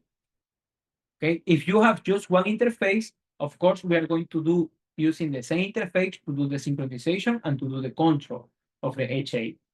But if you have two interfaces, we split the task. Also, for the cluster, okay, because the cluster is like strong logical firewall, big logical firewall, something like that. But also, we should have a MAC. Okay, and in this case, the MAC, we will say the VMAC, because it's a virtual MAC. So this is the virtual MAC. Okay, so the virtual MAC should be like the master should have. Okay, so of course, in the firewall, you have to know that all the MACs is not just one MAC, it's also for each interface, right? So for example, if we are using the internet 00, we have a VMAC here. And for the, let's say, for the Ethernet 08, we have another VMAC, right? Another VMAC. Okay, so for the HA cluster, what we are going to have is like all the time when the master assume, the master situation, all the interfaces, MAC address will go to the HA cluster. Okay, and also we can say, we have to say that because the Cloud Edge is also a next generation firewall. The Cloud Edge is like the virtual firewall that we have. So in the Cloud Edge, all interfaces are going to use real MAC address. So it's that not going to use like the virtual MAC, okay? Okay. So this is what we have here. Okay. So another things for the HA terms, we have the ID, we have the priority. The priority is very important part here because the default priority is 100. And check this part. The device with higher priority, what is the higher priority? The smaller number. So if you want to set, for example, Firewall A and Firewall A and Firewall B, okay, and you want to set the Firewall A like the master, you have to set the priority lower than 100. For example, in all the configuration that you will see from Hillstone, you will see like we set the priority what we want to in the firewall that we want to do like the master, we will set 50 in the priority. And of course, the firewall B should be used like the 100, like the priority. Also, we have the hello interval, the hello threshold, the monitor, and the print. The print is very important part here because if you use the print, let's say, for example, we have the firewall A and the firewall B, okay? And we have HA. What happened with the firewall A going down? The firewall B took the master, right? Now it's the master. But what happened when the firewall A recovery? Okay, already recovered. Okay, what will happen is like nothing. The master should be in the B and the A should be the backup. Okay, but sometimes the administrator of the network they don't want that because it's like they put some layers to the firewall A, like add all the time and add forever like the master. So in this situation, the prem should be installed. If you put the prem and when the firewall A recovery, after of course a switchover, the prem should be like, try to recover to the firewall A to the original situation or to the original status. So with the prem, you should have this one. Firewall A, firewall A, firewall A, and firewall B, and the firewall A like the master, and the firewall B like the priority, like the backup. So this is a prem is going to do. Okay. And this is the diagram we already discussed that. Okay. For the synchronization part, we have 3 types of information that we are going to sync. The configuration, of course, the files, and the runtime dynamic object, the RDO. And what is including the RDO? You can see here. Okay. So this is all information that the HA is going to synchronize. It's actually almost everything, right? It's actually almost everything. Okay. And also, we can do switchover. Also, we can do switchover manually, but it's like all the situations that can cause a switchover includes the print, of course, we already saw, the track failed, the master rebooting, and of course, something that like plug out some cards, some boards. Okay. And this is like, some kind of configuration. This is like, the firewall A working like the firewall 1 working like a master, and the firewall 2 working like a backup. But of course, what happens if this interface is going down? Maybe the cable, maybe, the interface, maybe something. Okay, you have to use track to monitor. So here we will have a track object.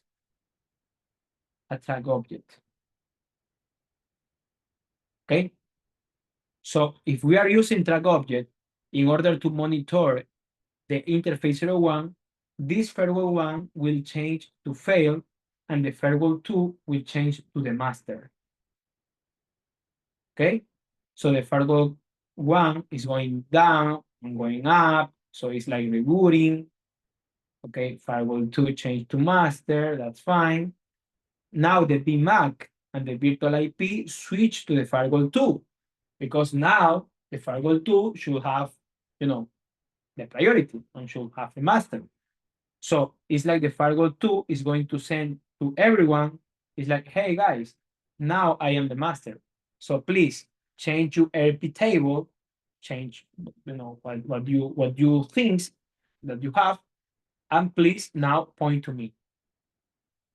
This is like the firewall 2 is going to do, is like going to send the gRP from the interfaces that is connected to the network, right? And now the traffic is going to forward by the firewall 2. Okay, so finally the HA implementation. So what we are going to do is like this.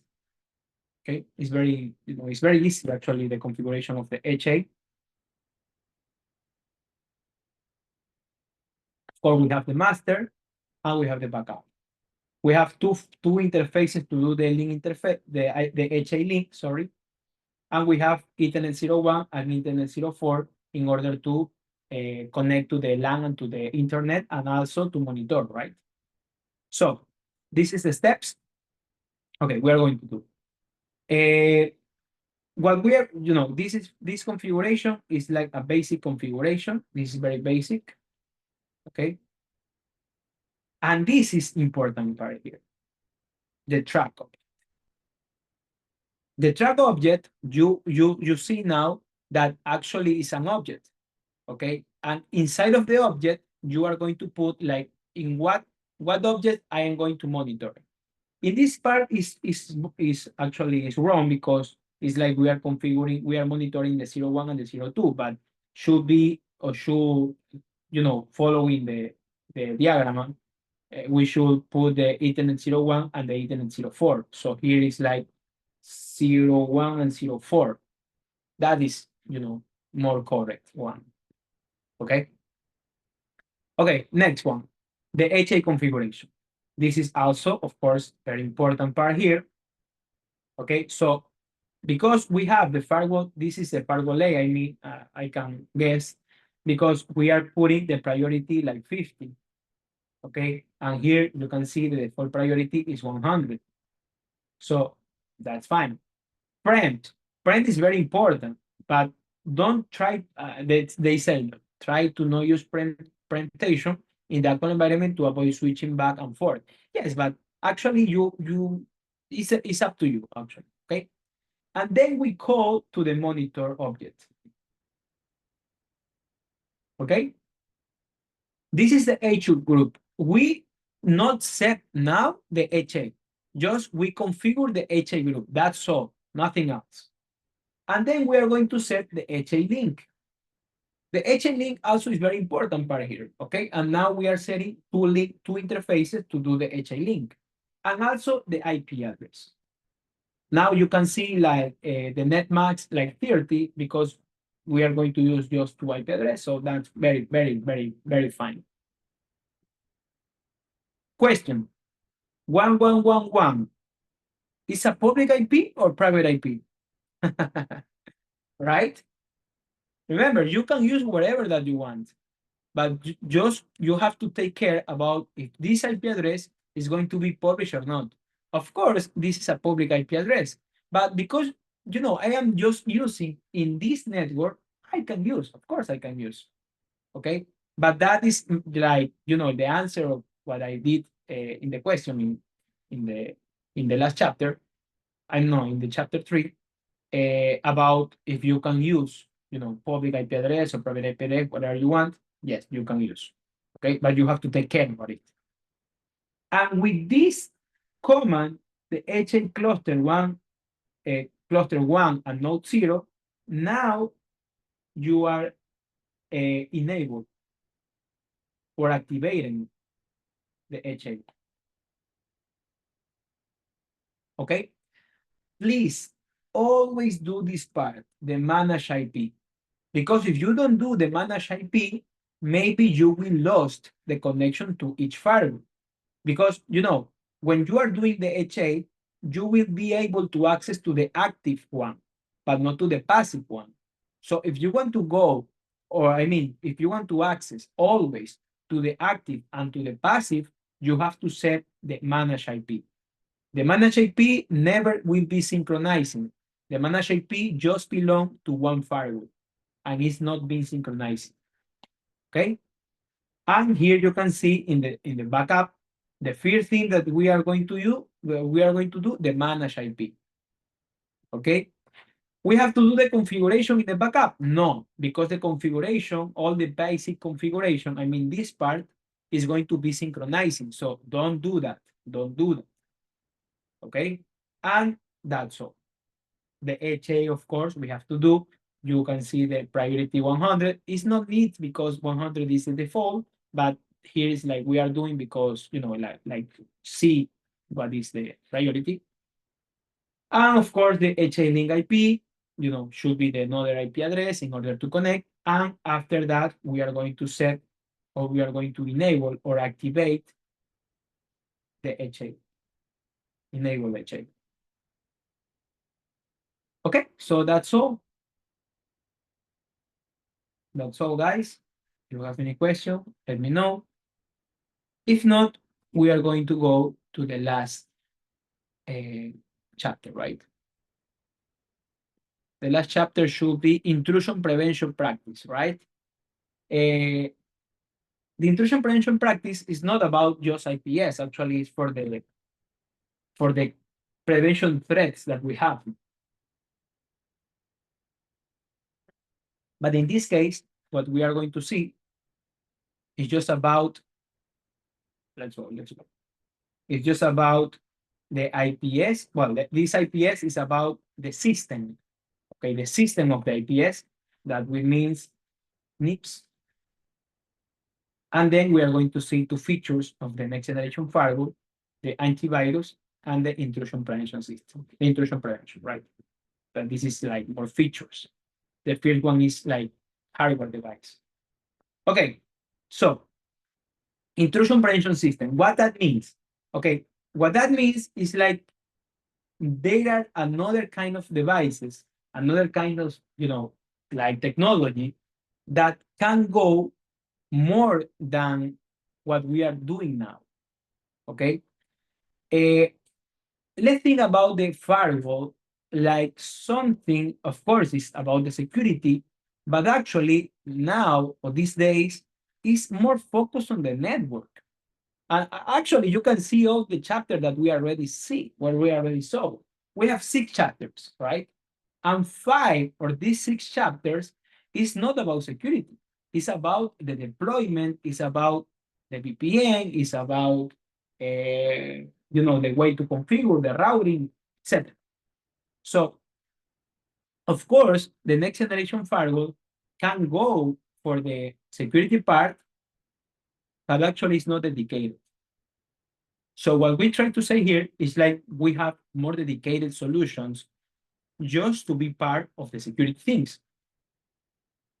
Before of the, all this intelligence, artificial that everyone now is doing, we call to our next generation firewall intelligent next generation firewall. Now it's like redundancy thing, right? So what we now hear is like that is not redundancy, of course, is the next generation IPS. Okay, so the next generation IPS also is, of course, is just a device dedicated to the to prevent the threats, but actually has high performance. So it's because it's dedicated for the prevents threats. So it's high performance because it's dedicated. The comprehensive detection because it has more features. And for example, in the IPS signatures, they have more, of course. We have multidimensional protection, okay? And we have intelligence, all IAM. So of course we have, the visual management, all the network, the business application. We can adjust security policy in order to protect better. So it's like it's have more information than a normal firewall, a normal next generation firewall, actually. So about the high performance of SSL, using the IPS dedicated, I mean the network IPS, we said in this presentation next generation IPS because that is what it is.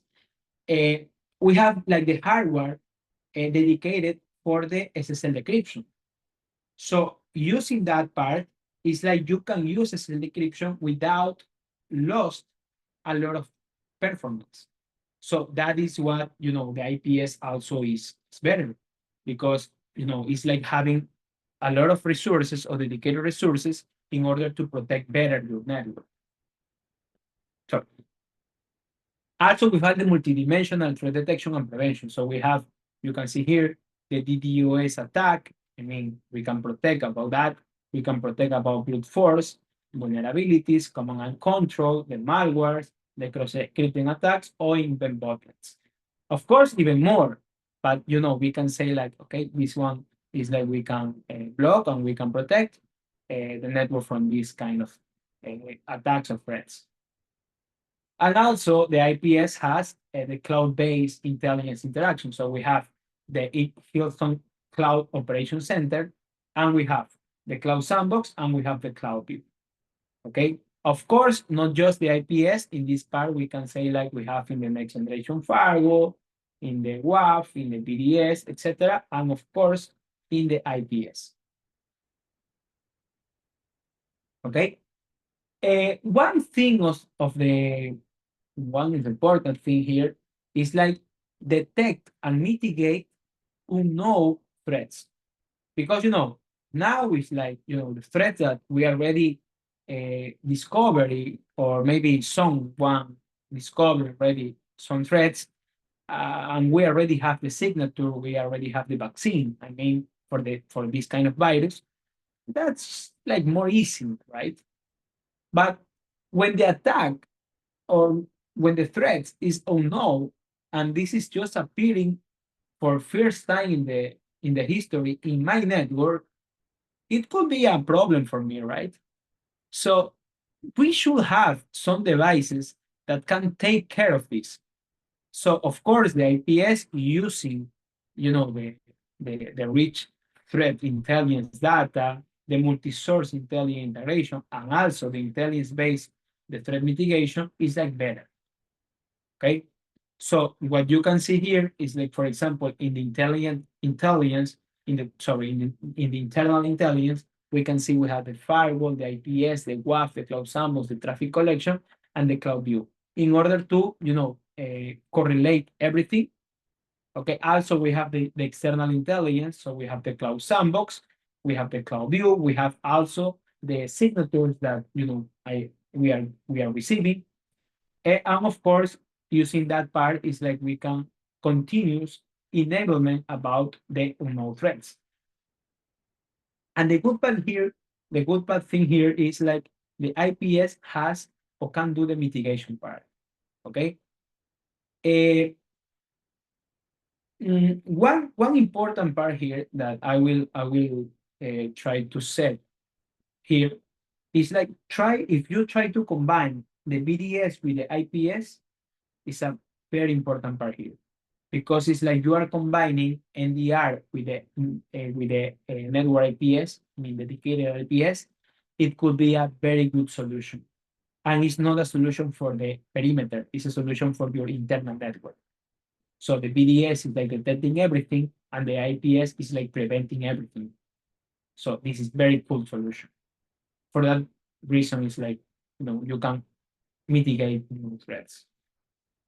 Okay, we'll talk about the antivirus. Antivirus, of course, the antivirus has exist in, I will say, in all the devices from Hillstone. Well, not every device. Maybe, of course, IPS, of course, firewalls, of course, data center, of course, BDS. BDS has no antivirus, actually has virus scan because it cannot block the virus. But the WAF, I don't know. The ADC also doesn't have, the ADC doesn't have. Yes, actually, this is the solution that doesn't have antivirus. But, if we are talking about the threat prevention, it's not just antivirus. We have a lot of threat prevention features that Hilton can offer you, okay? But here in this chapter, we are going to see the antivirus and the intrusion prevention system, okay? So, first, we are going to talk in generally because all the threat protection are based on signature database, okay? So, of course, we have the antivirus signature database, we have the IPS signature database, and we have the rest, the IP reputation, the sandbox, the botnet, etc. But of course, we are trying to fit the databases, like daily. So in that situation, it's like we can, try to discover some unknown threats that we could have in the network. Okay. The threat protection is supported in the zone and in the policy. Okay, in the zone and in the policy. What have more priority? If you think about it, okay, let me give me an answer. If you will set up the same protection in the zone and in the policy, who will have more priority? The zone or the policy? What do you think? Come on, guys.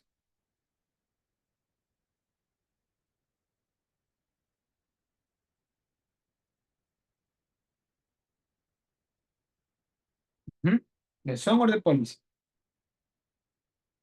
We have zone and we have policy. Who has more priority?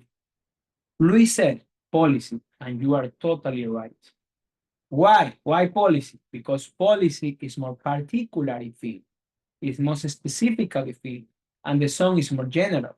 So for that reason, I always said, like, think about what is more, more specifically, and that should have, generally, that should have more priority. Okay? So according to the severity, we have three kinds of severities: critical, warning, and informational. You can see the example there. Okay, so this is how we are going to update it, the signatures. So here you can see all the signatures that we have. This is the shared access. Remember the shared access? Okay, here's the shared access. And of course, we have a lot of things. Okay, so the antivirus. What is the antivirus? So the first question that we are doing here is like, what is a computer network virus, right? So of course, the computer virus is a code inserted by a programmer into a computer program that can disrupt the computer functionality or the data. Okay, sometimes this type of virus, it can self-replicate. Okay, what dangers it have depends of the virus, right? But we can read computers and computer network have become essential components for people's life. So computer virus can cause damage, alteration, and theft of computer data, leading to several network security issues and affecting the efficiency of the network usage. How do they spread? Removal of storage devices, for example, USB drives, network transmission, for example, using web page, emails, etc. Email today is like, more useful for them, and exploiting vulnerabilities in computer system and application software. So of course, we should try to delete this kind of vulnerabilities. So the antivirus function of Hillstone is like we can detect like various threats, including worms, trojans, malware, malicious website, etc. So the first thing that we have to say here is like generally the vendors, no, not the vendors, in the security, we said like malware,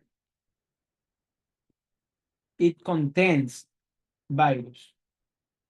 So for that reason, in other vendors, they say anti-malware, not antivirus. Okay. In Houston, we said the virus contain the malware. Okay, so for that reason, we said antivirus. But don't think, please, that the antivirus just detect virus. No, here you can see the antivirus can detect worms, trojans, malwares, malicious websites, also etc. So we can say like more than that, right? Okay, we support these file types. Also, we can detect website detection malicious websites using the URL filtering. Also, we support to update the antivirus signatures, and this is controlled by license. So you have to buy first the license, and then you can use the antivirus. And in the first time that you are enabled the antivirus, you have to reboot the device. Okay? So this is the predefined antivirus profile. So you can see like we have no antivirus, predefined low, middle, and high. And also we can configure our own user-defined profile. So if you are using that, you can check the file types. So for example, C, the Office, the others, the RAR, etc. So you can check whatever file type that you want. And also you have to check in which protocol you will scan if there are some virus in this kind of files. So for example, in this case, we have the protocol types. We have HTTP, check, NCPTP, POP3, POP3, IMAP 4, FTP, SMB, which is Samba, is very important part. So, and we have to set what is the action that I am going to take in order if we, detect some virus.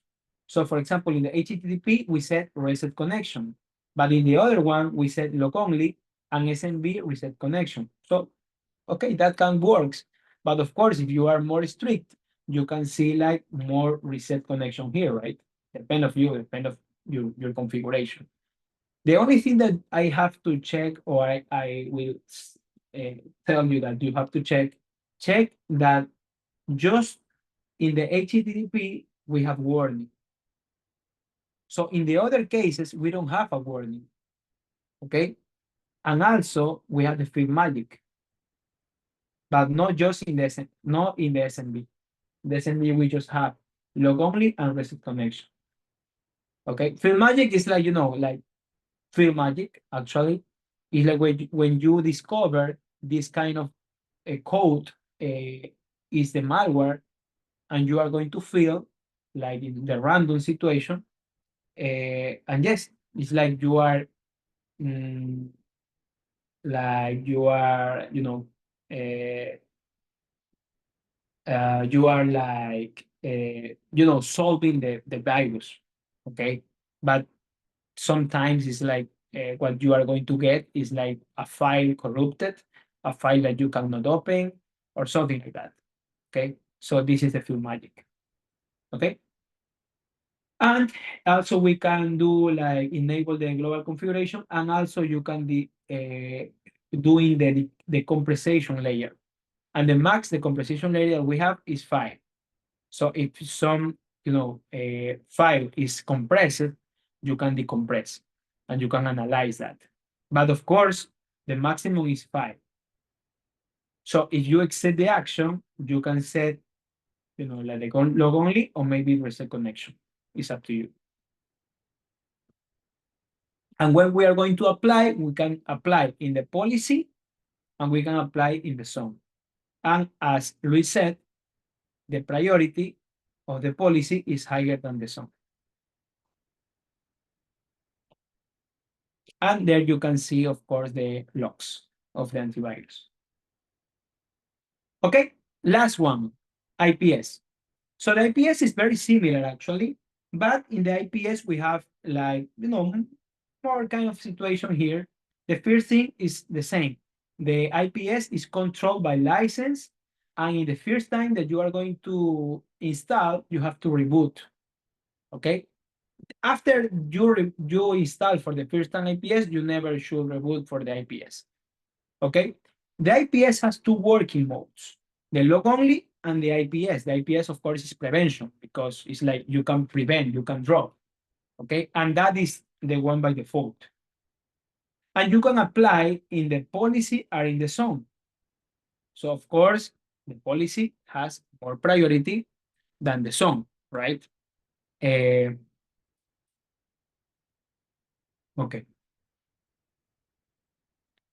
For the detecting procedure, we have two kind of matching. We have the signature matching. What that means is like we are going to compare with the signatures database that we have. And the second one is like the protocol pairs. So for example, in this kind of situation, it's like we are going to detect like abnormal contents that you have. Okay, let's see how to configure that part. Okay, this part is like we are going to enable, of course, the configuration of the IPS. So we are going to go to the object, to the IPS, to profile, and we are going to enable the function. Okay. Of course, if we have a license. And then we can create our own profile. Also, we have a lot of predefined files, predefined profile that we have. Okay. But also, as the antivirus, we can create our own profile. So here is like we are going to create the signatures to the signatures matching, and then here we are going to create the protocol configuration matching. For the signatures, we can set like new, we can say like this filter signature in order to choose what are the signature we want in this profile. We can select everything, of course, or we can select, for example, using this filtering like operating system, like a bulletin board, etc. So here is what we are going to import the signatures to the profile. And also we have the protocol configuration.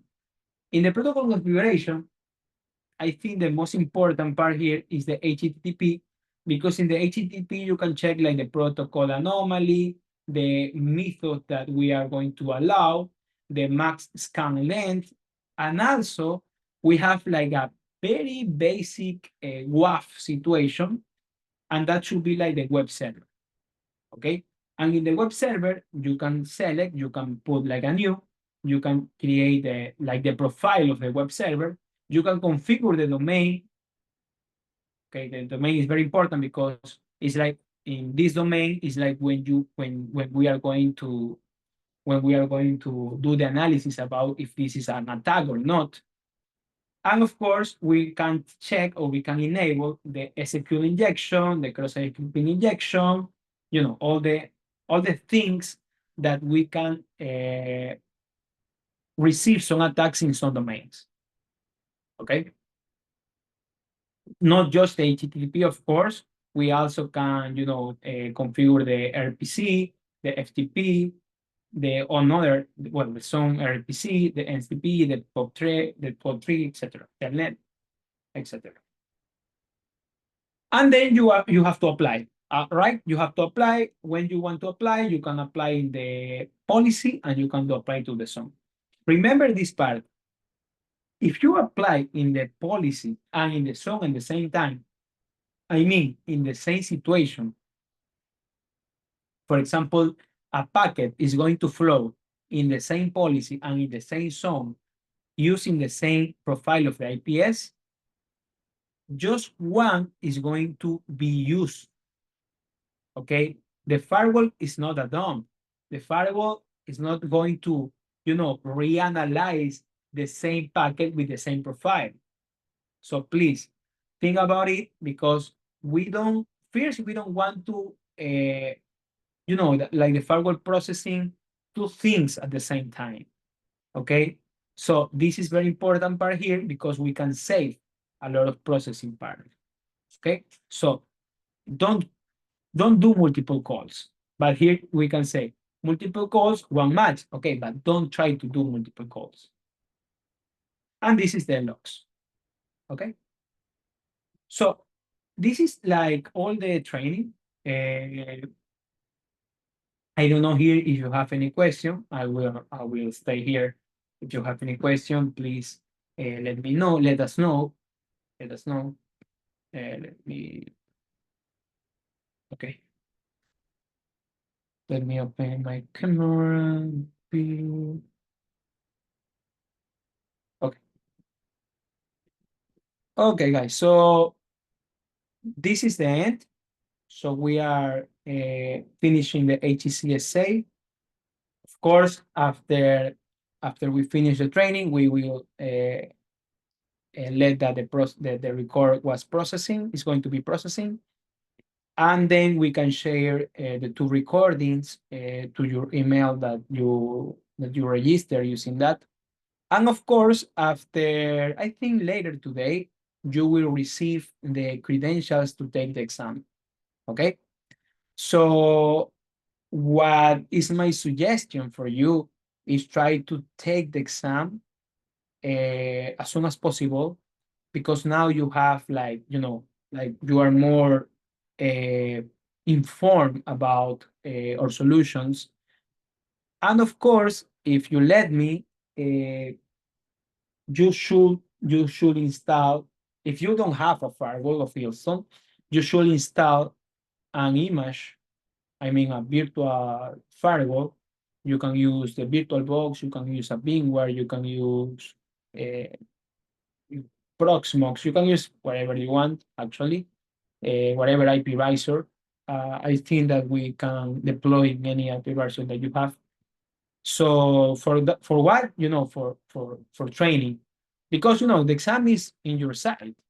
I mean, you can take in your site, and of course, the good situation or the ideal situation is like you don't look anything to do the exam. But let's be reasonable. You can check everything. You can check all the information that you have. Also, you can check the firewall if you already have installed.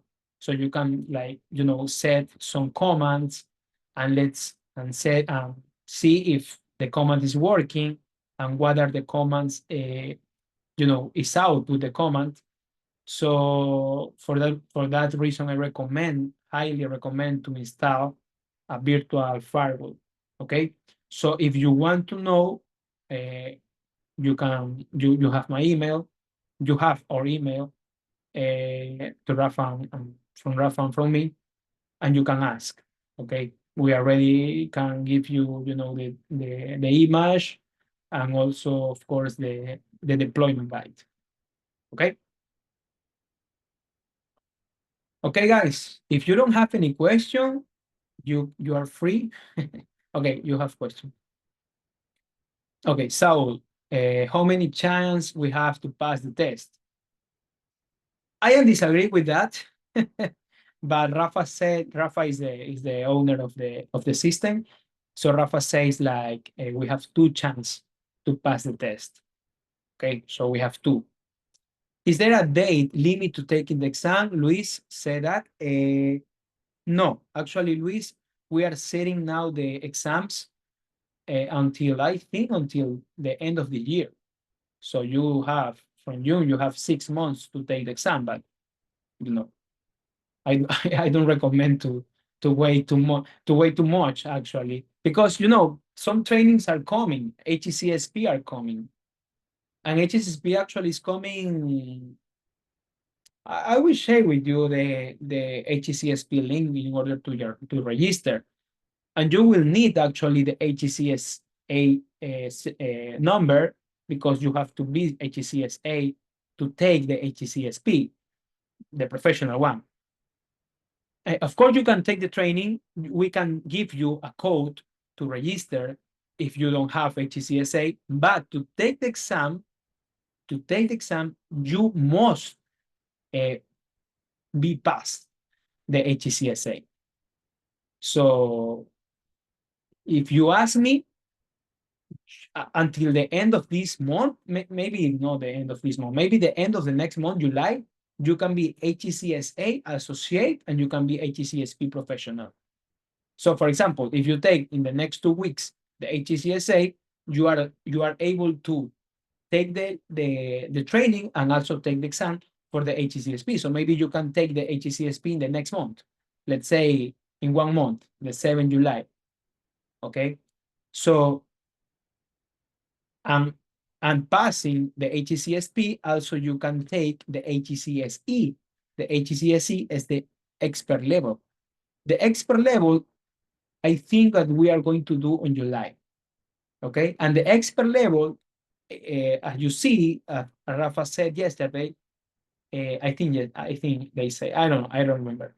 But the HCSE, we will have a laboratory and we will have on-site of food training.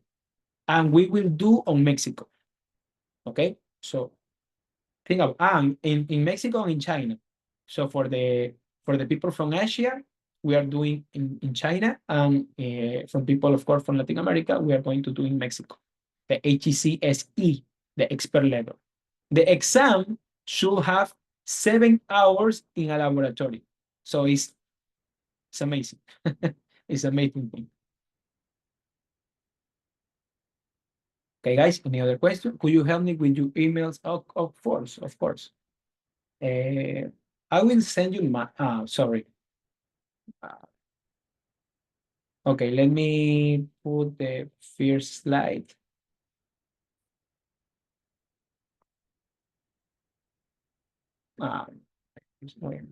Sorry.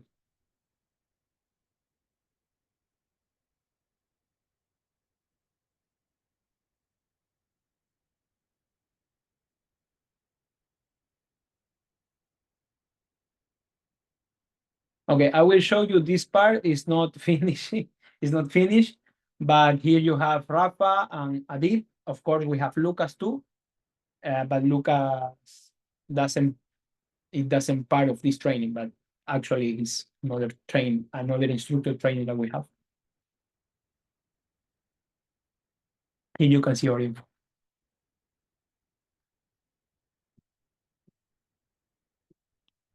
Okay, guys, if you don't have any other question, you are free to go.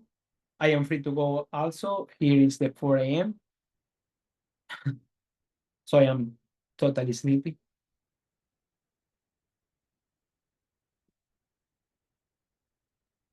Oh, thank you, Saus. Thank you. And thank you, guys. You are amazing, actually. I don't know why you are, in this training, because actually we have Spanish HCSA, Spanish HCSP, but maybe you are in standby and you are working, so that worked for you, and that's fine. That's fine.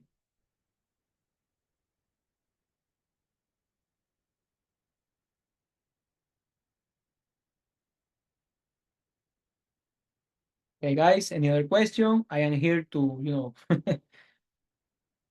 no, it's a pleasure. It's a pleasure. Iskandar, thank you for all your efforts. No, it's a pleasure. Actually, you guys are, very good. We trust on you on passing the exam.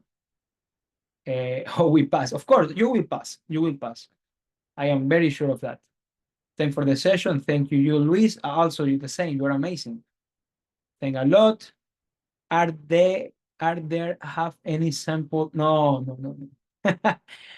No, Munideba. Actually, we can, it's like we are already asking the training. For example, the user and password by default of Hillstone. You know what is Hillstone. Or for example, the format, the extension, I mean, of the policies, of the policy documents, when you export them, when you can import, is that kind of questions. Of course, there are some other questions that, have to, think more about it, but it's all that we see in the training. If we don't see any question in the training, you can ask me. Okay. Thank you, Danan. Thank you, Nata Wood. It's a pleasure from us. Thank you a lot, Katur. You will pass. Of course, you will pass. Tuepan, the exam is a choice of answer or writing? No, it's choice. It's multiple choice. So just that I forget to give you. If you have a circle it's just one choice. But if you have a square, it could be more than one choice. Okay, like any other exam in the world, in other vendor. If you have a square, it's multiple choice. If you have a circle, it could be like it must a single choice. Okay. Thank you. Okay, thank you guys. I will close the meeting. Thank you, thank you. Thank you, everyone. Also, thank you to Rafa. Rafa actually is still here. Yesterday, actually, I was asleep. I'm sorry, Rafa. And Rafa is still here with me. So thank you so much. You are a warrior, man. No worries, mate. And yeah, I wish you a great result to everyone. And thank you, Adif. I think it was a great session. Thank you, guys. So we'll see you I'm very sure in the HCSP. Thank you. Thank you. Bye-bye.